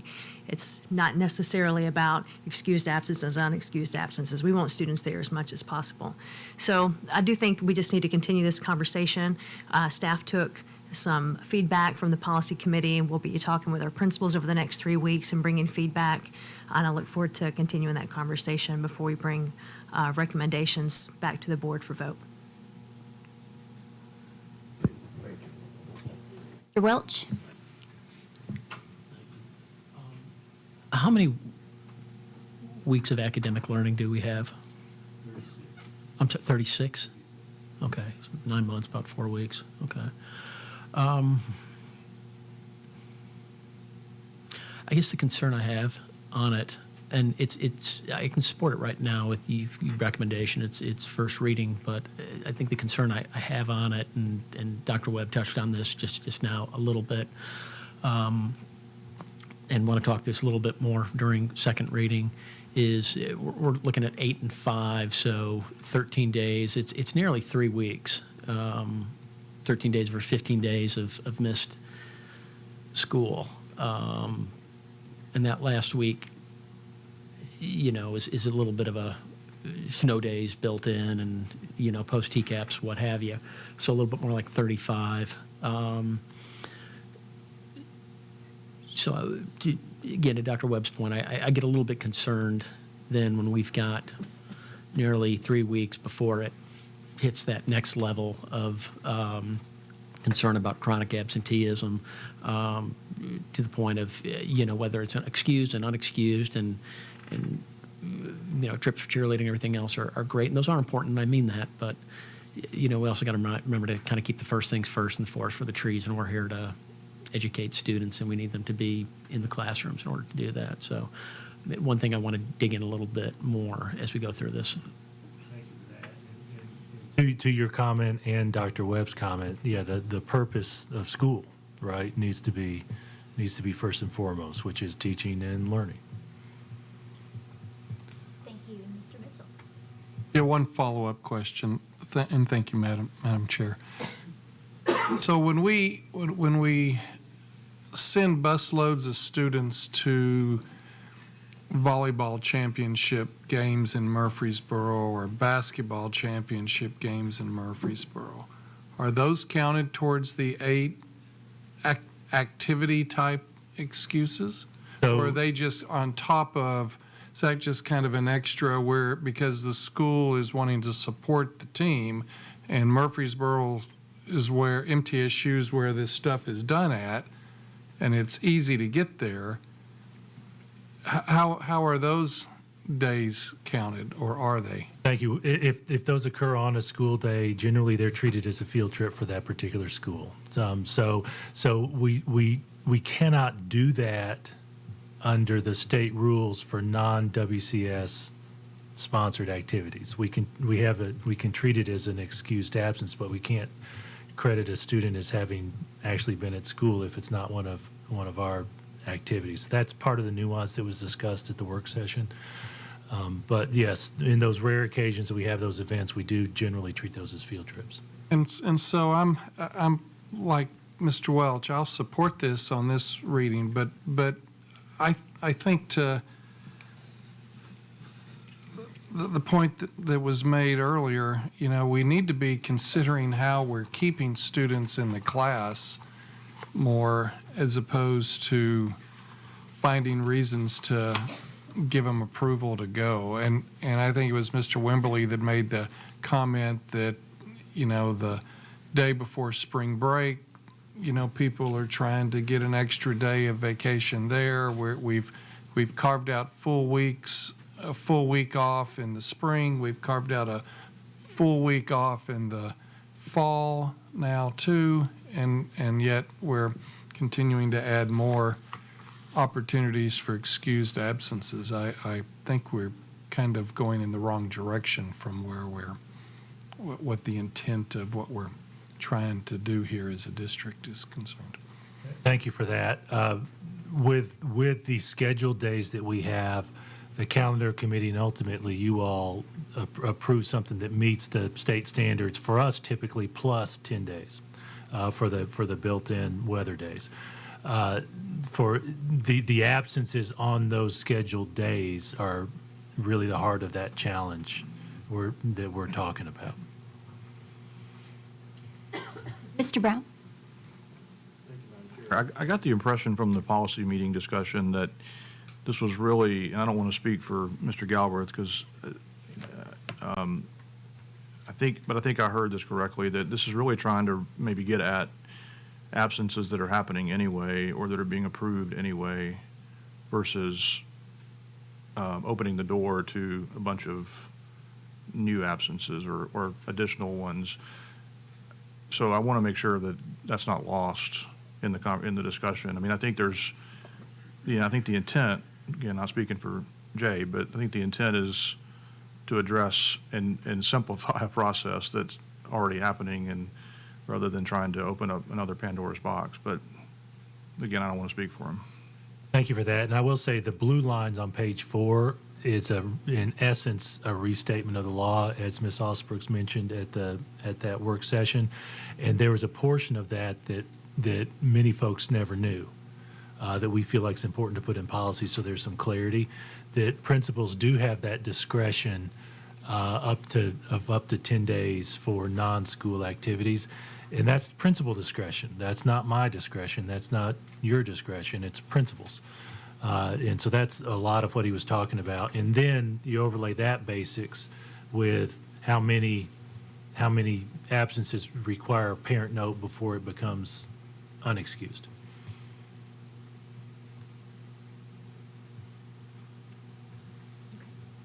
If we have no further discussion, we'll move to a vote. Mr. Golden, recommend? Do recommend approval. The vote is 12 yes, 0 no. Thank you. The motion did pass for the first reading of the attendance policy. Next item on the agenda is the Town of Nolensville request for Sunset Campus easement. Thank you, Madam Chair. Mayor Gallick of the town of Nolensville made a request that's now in your board packet for a vote to grant them what I want to make sure is clear, a non-exclusive easement for them to extend some walking trails on the east portion of our Sunset campus, and the map right there describes that. It's going along a creek. They've actually acquired some land south of that. And those of you who spent some time in Nolensville know that the town of Nolensville is excellent at creating walking trails. So I know we don't have a motion on the floor yet, but I wanted you to get a visual of this request with a visual that they are in the process of getting approvals along that line to have a continuous walking trail. Thank you. Do we have a motion? Ms. Apria, thank you. And do we have a second? Mr. Galbraith, thank you. We'll open the floor for discussion. No discussion. Mr. Golden, we do have your approval. I do recommend approval. Board members, let's cast our votes.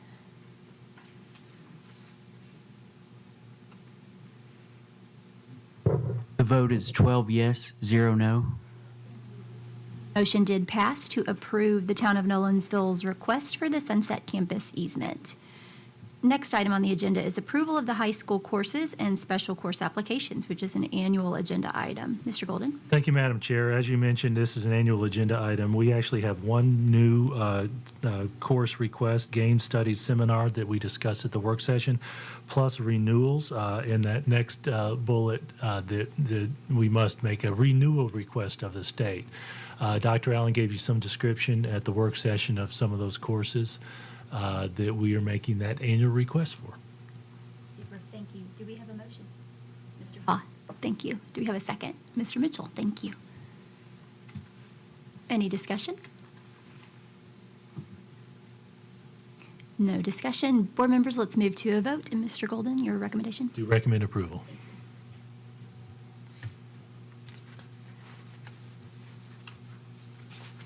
The vote is 12 yes, 0 no. Unanimous approval on the high school courses and special course applications.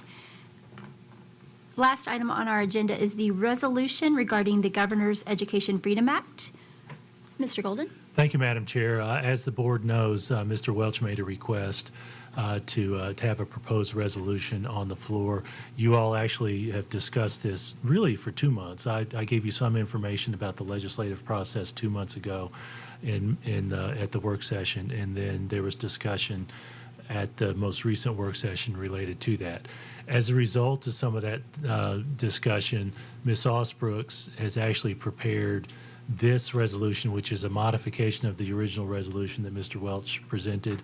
I don't want to speak for Mr. Welch at this time. I'm sure you all will push your buttons, but as I understand it from Ms. Osbrooks, this iteration is something that included a discussion with Mr. Welch prior to those changes being made.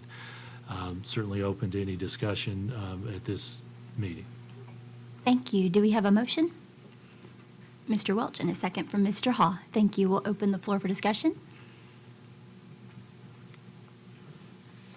Mr. Ha? Thank you, Madam Chair. And I wanted to just state, too, that I know Mr. Welch came up with the resolution, but this is something I was interested in, too. And early last month, I contacted Jason to try to put something forth, and it turns out something was already in the works. So I give my support to this resolution for a lot of reasons. So we've had several different iterations of this. We talked about it last month. I think this takes into account a lot of feedback. But some of the history of this is that every year we've talked about vouchers, sometimes with our legislators. In our January meeting when we have a session with them, a breakfast with them, and every year they've not supported it in Williamson County. Every year they said they'd oppose it in Williamson County, and now here it is. And we've had comments that, we should have talked about this before, we should talk about this in the future, now's not the time. Well, here it is, and we know the details enough to know whether this is going to be good for Williamson County Schools or bad for Williamson County Schools. Tonight, very appropriately, we talked about a budget that's already been trimmed significantly. It's gone through a round of cuts before it even got to us. And it's putting a potential raise in jeopardy because we do not have the funding and the revenue for this. Mr. Cash in our work session a week and a half ago said we need to pay. We need to pay our special education assistants. We talked tonight about retention and raises, how to accelerate those raises. We've talked about school fees and trying to get those part of the budget. We've talked about the need for paying teachers more and our willingness to do so, and our hope that we can continue on that path.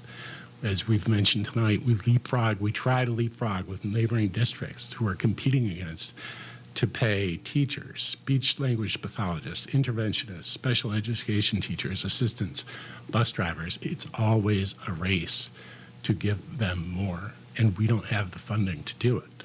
And in this case, the state is prioritizing private funding. They're diverting public funds to private education. And this is just the tip of the iceberg, what's been proposed. And on this topic, for the benefit of everyone watching and listening tonight, we've received a number of emails to the board. By my count, we've received 125 on this topic. We've had a count, 125 in favor, and to my count, 0 opposed. For perspective, Floyd Mayweather's record as a boxer is 50-0. The South Carolina women's basketball team, I believe, is 28-0. Add about another 50 to that, and you've got the balance of voucher opposition. So it begs the question, does anyone who's not a politician support this? And if you are in favor of vouchers or you oppose this resolution, I would suggest that you make changes, that you propose something that you could agree with on this to make it more palatable. I don't recall an issue where it's been so drastically one-sided in favor of one position on a topic. So, if we had a resolution honoring puppies and sunshine, I'm not sure we'd have that kind of unanimous agreement from the public. So I'd like to add Williamson County to the 48 districts that have already passed a resolution like this, and I'd be supporting this tonight. Ms. Cleveland? Thank you, Madam Chair. I have no doubt that there will be parents and students outside our county that will benefit from the proposal, the Education Freedom Act, and that our legislators are trying to, help give students leg up on education through parental choice. But my concerns are the unknowns. I haven't seen the details, such as accountability. Will it go beyond public to private schools? And how much will this impact Williamson County? And my responsibility is not to oversee the education of Tennessee as a whole or speak for other districts. I was elected to ensure that Williamson County Schools remain one of the best school districts and the quality of education for our students, and also our fiscal responsibility. What this comes down to for me is listening to and representing the voices of my constituents. And just what Mr. Hawes said, hands down, my constituents said no vouchers. I haven't seen one in support of vouchers, so I am for this resolution.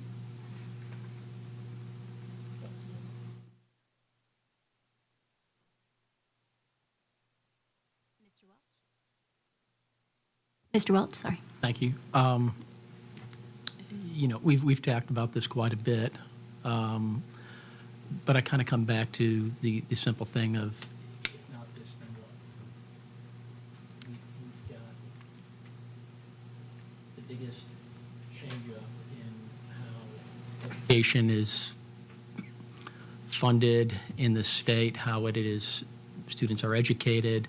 There's a long track record of what this version of the bill or what we've heard it will look like really having a negative impact on school districts. I just, in the 14 years since I was first elected, I can't think of anything more impactful than this legislation right here. So if we're not going to speak up on this, then what?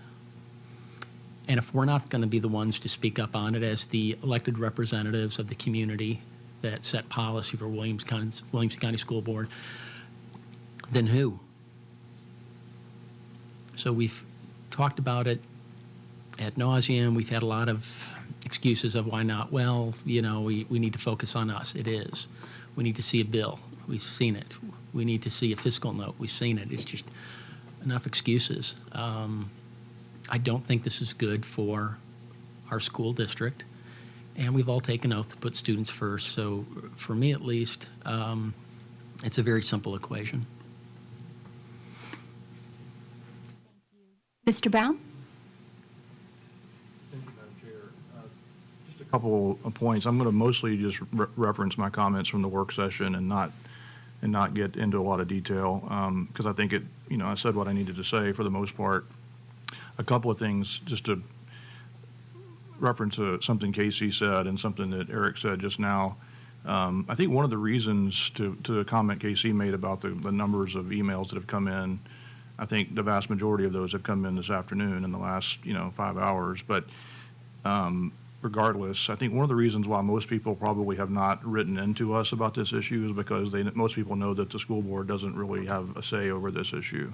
Ultimately, this is a state legislative issue, and so I think we got to keep that in mind. That's probably something that most people are aware of, and so, and Eric, you made a point about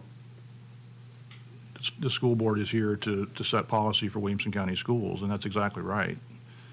That's what we're here to do, is set policy for Williamson County schools. We're not here to set state policy. We're not here to pass state legislation. And this is where I'll go back and reference my comments from the work session. I think the fear I have and still have, and it's come to reality, is that we're getting dragged into a political fight. And regardless of where you stand as an individual on vouchers or school choice,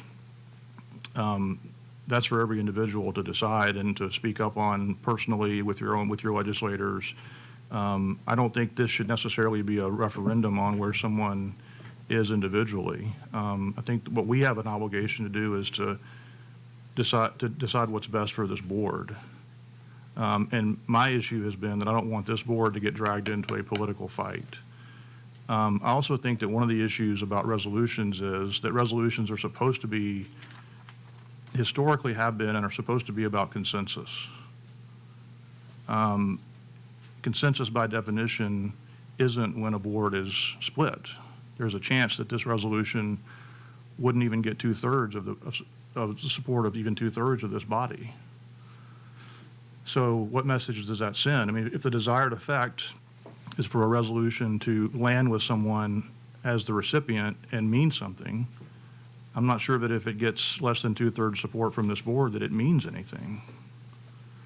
Historically, when we've passed resolutions, we've done them with unanimity, and that speaks, I think, more loudly and speaks volumes about where the board is on something than something that passes 7-5 or 8-4. So I think that's an important factor as well. I respect those who've weighed in. I've got people who are friends, people who I have deep respect for, who've weighed in support of the resolution or who oppose vouchers. It isn't about someone's philosophical views on this issue. To me, this is about what the appropriate role of this board is. And I know we have disagreements on that, so I just wanted to state that. Again, the resolution's been rewritten since we discussed this 10 days ago. I think that's another issue that I have is I'm not sure that it's, some of that's a little bit of a non sequitur if you look at the whereas clauses and then jumping right to a resolved phrase that really doesn't even line up with the whereas clauses. I mean, 4 or 5 points of agreement on the whereas clauses, no one's really going to dispute any of that. And then it jumps right to a political statement. So I'm just not sure it has a desired effect. And that's all I'll say about it. Thank you. Mr. Galbraith? Thank you, Madam Chair. I maybe another board member to ask Jason to have someone go back and research what what we've historically done, because there was some question during the work session, and what we've historically done, based on the research back to 2012, is if we didn't have consensus, it didn't come here to the board, just didn't. So all the resolutions, these non-binding resolutions that we're supposed to send a message to the legislature, they were all unanimous. And if they weren't unanimous, we didn't vote. And so I don't know there was one in 2019 on vouchers. We talked about it in a couple of work sessions. And ultimately, because we could get consensus, we didn't bring it to the work session. Or we didn't bring it to the board. So we didn't vote. So there's nothing different. The board sits about the same on vouchers as we did in 2019. There were some who were really for them, a lot against, and some like me who could kind of take them or leave them. It's all based on details. And if I were in the legislature, I would be seeking everybody's input and trying to get argue fine points of how to go back and forth. And that's just not our role. And so it shouldn't even be on the agenda. So I'm a no, because it goes against everything that we've stood for on the board for the last 10 years. And for some reason, because evidently more people are upset about it now, that now we change our board norms. I think it's wrong. Thank you. Ms. Clements? I just want to echo what Mr. Brown and Mr. Galbraith said. And I also want to clarify that there's a Senate bill and then there's a representative bill, and I think the governor might have something too. And so there's so many moving parts and amendments going on that we don't even know what it's going to look like. So I have a problem with voting on something like that now. And then really our most impactful thing we can do is speak to our delegation. I've spoken to every representative and senator that represents Williamson County about the vouchers. And and I'll be honest, there's things I like, there's things I don't like. And I talk to them because I think that's going to be the most impactful thing, and I encourage people to do that. But I agree, I think we're not going to be resolute on this resolution. So I don't think we need to, I'm a no vote, so. Thank you. Mr. Hall?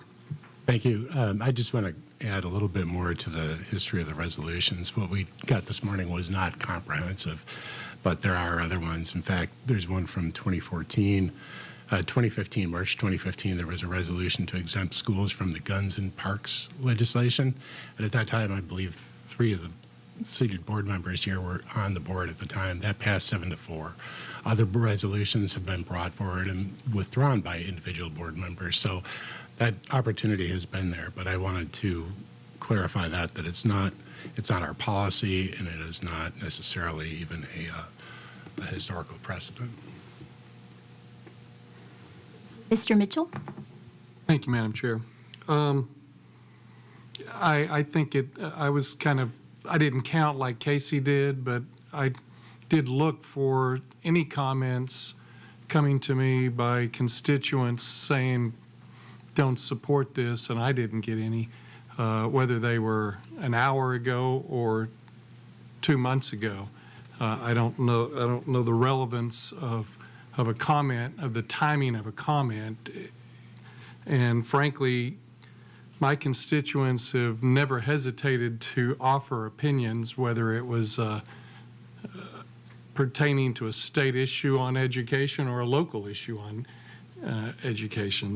They are very, very dynamic in sharing opinions on how the state of education in Williamson County is. Public education, frankly, this governor has decided to make public education a political topic. And you can go multiple levels, whether it is vouchers or it is defining a political party when you run for school board. Public education has become a political topic in the state of Tennessee. and this is just the latest item for it. What we need as a school board to utilize every vehicle, as Ms. Clements said, yeah, I think you're right. Our impact of talking to our state legislators, we've done that, and I agree with Mr. Welch and KC that our state legislators assured us last year this was not going to have any impact on Williamson County, and they sure have backtracked from that direct personal assurance to us when we were talking to them. We need to use every vehicle in our power to defend public education. And if we sit here, those of us that are elected as a public official in a political arena to defend public education, and you're not willing to make a statement on vouchers and public money, taxpayer money going to non-public schools, then I question how you value, how do you value the public education system that you're elected to represent? So, this is our opportunity to make a statement. And as we said, 40 other school districts have done that. To make a statement on what our opinion of taking money out of the public school system or giving money to private schools that could otherwise be given to public schools. So I'm thankful that Eric and Casey have pressed to have this on the agenda. It absolutely is a pertinent subject for us to make a statement on. Mr. Cash? Thank you. Thank you, Madam Chair. I'd just like to say, Elliot, we are a first-class school system. We're one of the tops in the state. And I don't feel like this is threatening Williamson County, from what I can see, so far. I agree on some things and I disagree on others.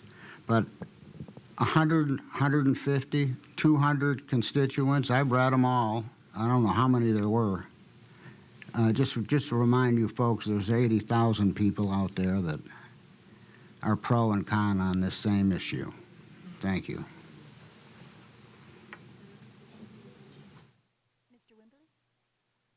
A couple of things, and then I'd like to talk a little bit about the language of this particular resolution. I think our legislative delegation needs to hear from us on this. Our delegation is divided on this topic. We've got one member of the delegation who calls it a scam and has been quite vocal about what he called heavy-handed tactics to get this approved. We've got another member who's clearly against it. We've got one member who made a commitment that vouchers wouldn't affect Williamson County and has obviously changed his mind about that. So I think the delegation needs to hear from us on this. And but I'd like to talk a little bit about the specific language here. As you know, Josh says, the whereases are things that certainly we'd be in agreement on those, and it simply says that the County Board of Education is charged with governing the school district so that students receive the best possible educational opportunities, that we're in charge of approving the fiscally responsible annual budget, which I think we've done, and we're to work with the Williamson County Commission to support it. We have a long-standing tradition of excellence and high performance. We operate with a strategic plan that's developed in collaboration with community stakeholders and unanimously approved by this board. And the Constitution does require that the General Assembly provide for maintenance, support, and eligibility standards of a system of free public schools. So some of the more controversial language of the earlier versions has been removed.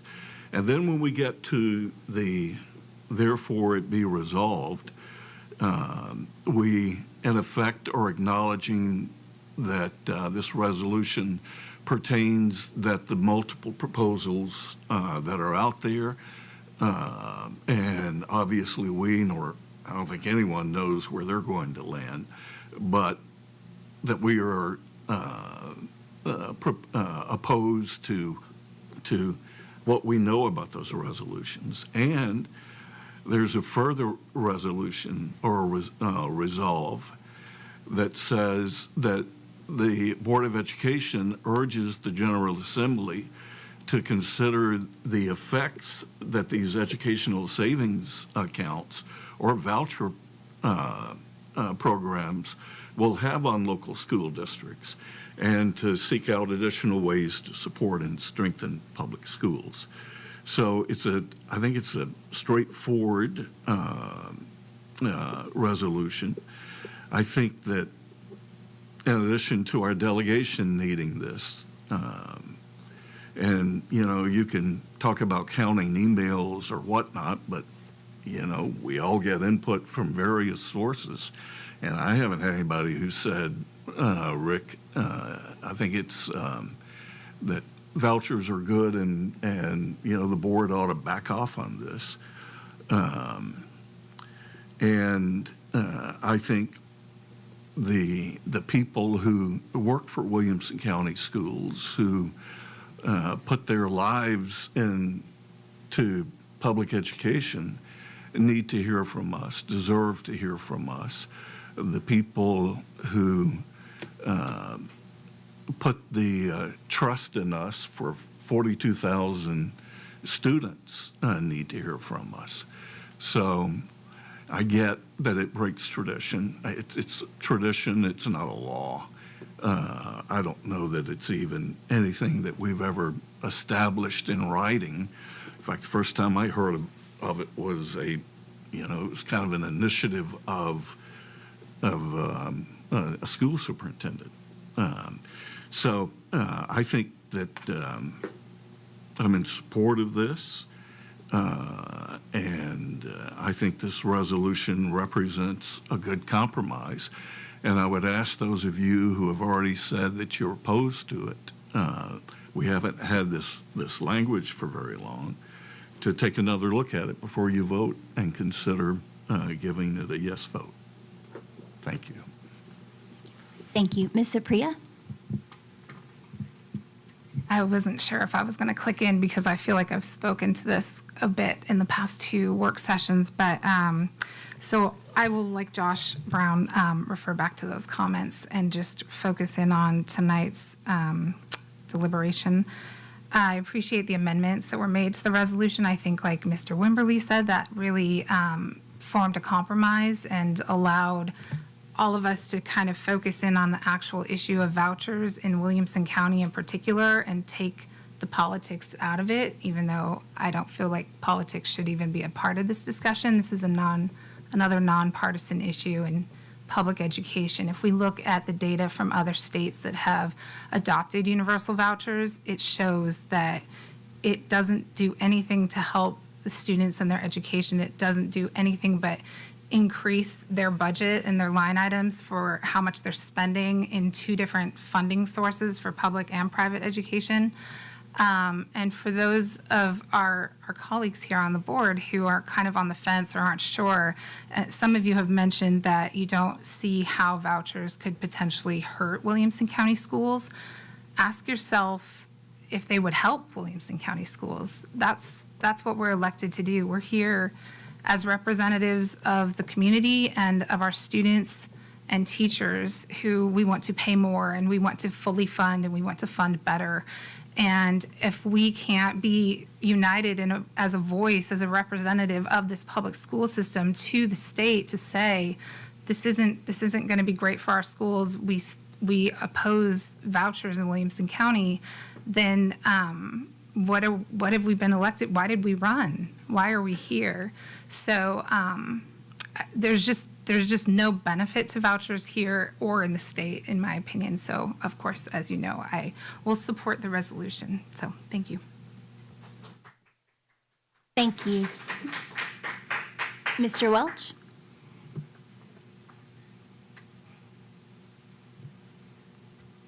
I just think I would just want to address kind of a couple of the challenges. This concept that we're not here to set state policies, that's not what we're attempting to do. What we're attempting to do is advocate for the board, and we're attempting to guide legislation. And in fact, advocating for the board is not just one of our duties, but it was actually a TSBA required course for several years. So to say this isn't our job, well, by statute, it is. By training, it is. We are here to advocate for the district, and that's what we're doing. Say that the bill is changing, well, so what? I think, again, if you read the actual resolution, and I think, Rick, you made such a great point about this, this is a very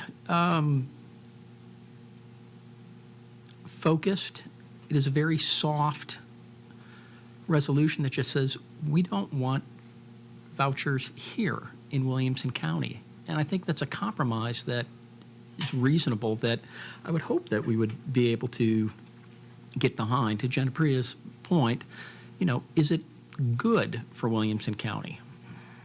I don't see how you can say that it is, knowing that what we do about it. Not wanting to wade into a political issue, I'm just advocating for our schools, and I could care less about the politics of it. I don't look at our schools as a political issue. And I know, Elliot, you made a great point that the reality of it is, and it has become that, but I just refuse to treat it that way. And for me, it's a simple thing. Is this a negative for our schools? Absolutely. And it has the potential to be a huge issue. Some would say, well, it's not an immediate threat right now.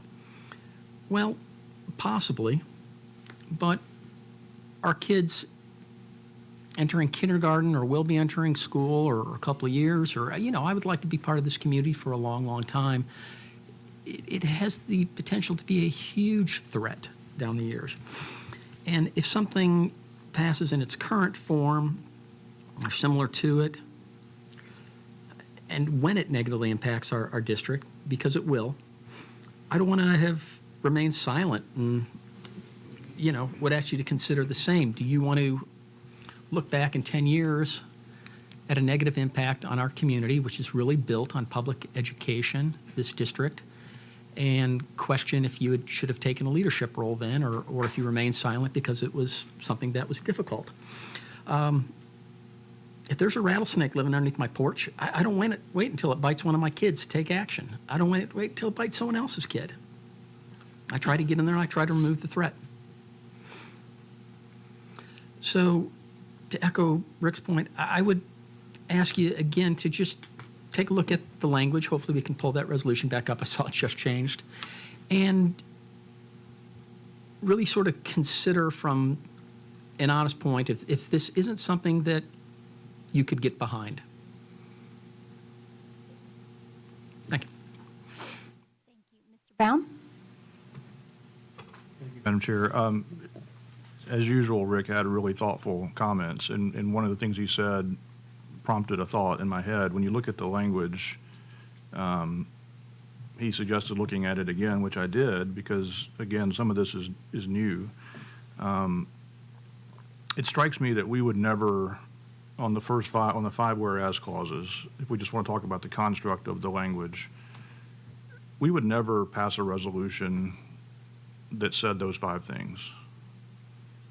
Like, there would never be a reason why we would feel obligated to pass a resolution saying those five things, right? I mean, we all agree with it. It's all true. But we would never just come up with a resolution one day to say that, because we don't need to say it, because we all know it's true and we believe it. The only reason those five things are being said is because the implication is that then you say now therefore, again, the construct matters. You're basically saying that if what follows after now therefore, which is the opposition to the voucher bill, means that those 5 things above it are not true anymore. Well, what I would say to that is the passage of that bill, whether you like it or not, whether you agree with it or not, whether you think it's good public policy or not, doesn't change anything about those 5 whereas clauses. Doesn't make any of those things untrue, doesn't change any of those things. So again, I'm just saying, I don't want to fall into the trap of supporting language that while it sounds good and while it looks good on paper and while it's an easy thing to get behind in one sense, it's part of the problem, in my opinion, that we're having to come up with something to justify what really is the purpose of the resolution, which is the therefore be it resolved part. That's what people who are pushing the resolution and advocating for the resolution really want to say. We don't really want to say the part above that because we don't need to say the part above that. I guess the second thing I'd say is it's been, a couple of folks have alluded to the fact that if you don't support this resolution, you don't support public education. And that's, again, to me, part of the problem with where this debate has gone, is somehow we're so polarized that you can't have a different viewpoint about a procedural thing and somehow still be an advocate for public education. I mean, I'd like to think that if you're on this board, if you saw this office, that you believe in public education. We just passed a budget that gives hopefully a 6% raise to faculty and staff. I think that's, you put your money where your mouth is. So I just don't, again, this conversation has just surfaced some things that I think just reinforce my concern about the politicization of this. And I hate the fact that people on the board and in the community think that you can't have a different perspective on this and be a supporter of public education. That's really unfortunate. Mr. Wimberly? Madam Chair, I'd like to call the question.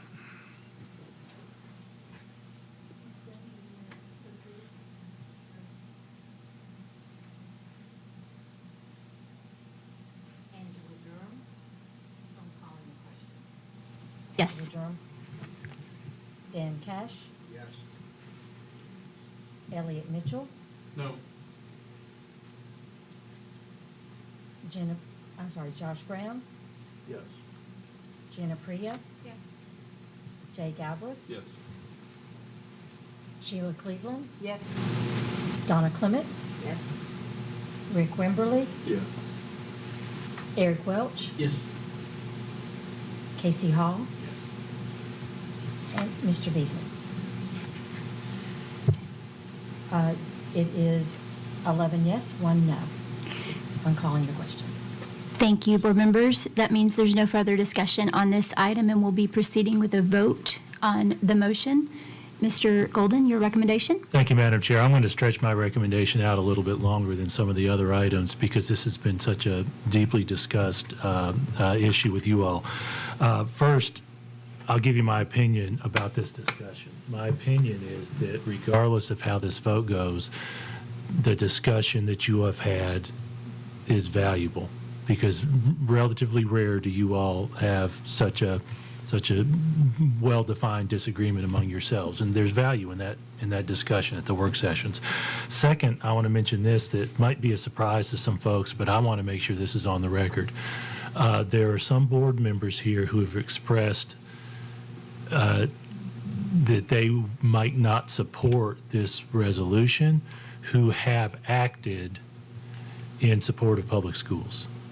And if you would, Mr. McNeese, pull up the resolution draft. Specifically, I have seen some of you urge members of the Tennessee General Assembly to consider the effects of the ESAs or the voucher programs will have on local school districts, and specifically to seek out additional ways to support and strengthen public schools. So I want to thank you all board members for doing that. I'm not going to name you all specifically, but I want the community to know that we have that in our board. And that's one of the reasons that I believe that this discussion is valuable. A question was asked of me at the work session about our leadership team and what our leadership team thought. And then I think the question was then said, have you heard anything positive, right? It was something along those lines, and it's all been recorded. People can go back and look. And I wanted to let you all know, for some clarity purposes, that our leadership team has discussed this issue probably dating back to about December, when the notice came with the governor to sharing where he was going to head with his legislative plans for this coming year. We've discussed it both philosophically and practically. And philosophically, we're professional public school educators, and I got to tell you, we are concerned about it. Based on my conversations with our leadership team, the concerns center around that, our view of the basic reasons for our school's existence, that we serve everyone who lives here and everyone who comes to us. But we recognize, and I recognize, that it's not our role to vote. But you asked the question, I felt like it was important for you all to hear that. And Mr. Brown, like you said, it's not this board's role to actually vote on the underlying question, right? It's the state legislature who has that responsibility. And I want to tell you, no matter what happens at the state legislature, we're going to continue to serve everyone who lives here, who comes to us. So we had that philosophical discussion. Practically, I do want to mention a few things that I've been talking to you about and the county commission about over these past few months. And largely, the conversations I've had with the county commission have been related to funding. Just want to mention specifically, we're receiving about $2,500 less per student than this proposal. This proposal plans to provide to providers in the other setting. But at the same time, the legislature has bumped up our per pupil funding by about $400 in this past year. So we're getting some help there. County government is bearing about 2/3 of our total per pupil expenditures, and state government about 1/3. We are moderately, well, I want to say unique. We're not quite unique in that, but we are more extreme on that end than any other district, based on the data that I've seen. So even when the revenue the county generates. Well, let me mention this, and I'll say it this way. Williamson County is a net giver to the state for funding. The county generates more revenue that goes to the state than the county gets back. And I think we all knew that. So even with that 2/3 spending, in the most recent data the state's given us, our per pupil expenditures are below the state average for school districts. So I very much appreciate you all committing to that request for a 6% raise that has the potential to bump that up. But ultimately, county government, under our model here, is going to have to do that. So what we've seen from the legislature tells me that the state has the capacity to do more than they've done. And so I worry about our county commission with that when I know the state has that capacity. So our commitment is to serve those who live here and come to us, and we do it well. Even in this environment that the state is funding 1/3 of our per pupil expenditure and continues to regulate us, continues to place new requirements on us. And that happens at the legislative level, that happens at the state Board of Education level, that happens at the State Department of Education. The most recent example of that is that 3rd and 4th grade retention law.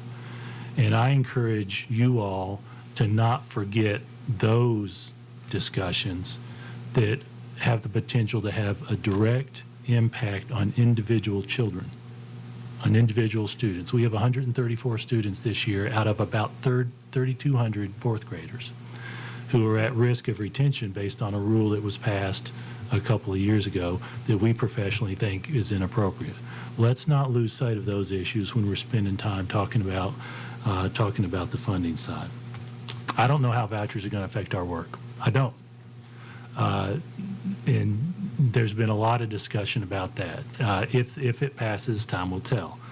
But I will tell you, ultimately, when I look at this language, that second paragraph of the resolved resonates with me because I've seen you do it.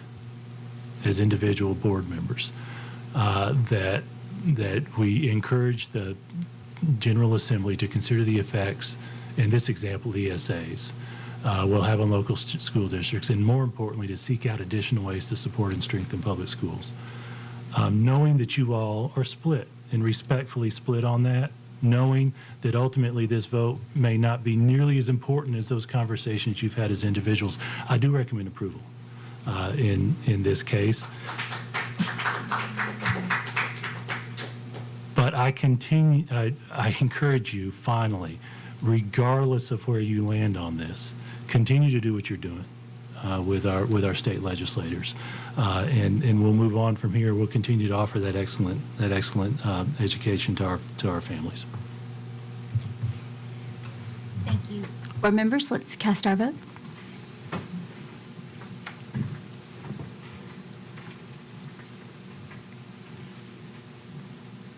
The vote is 7 yes, 5 no.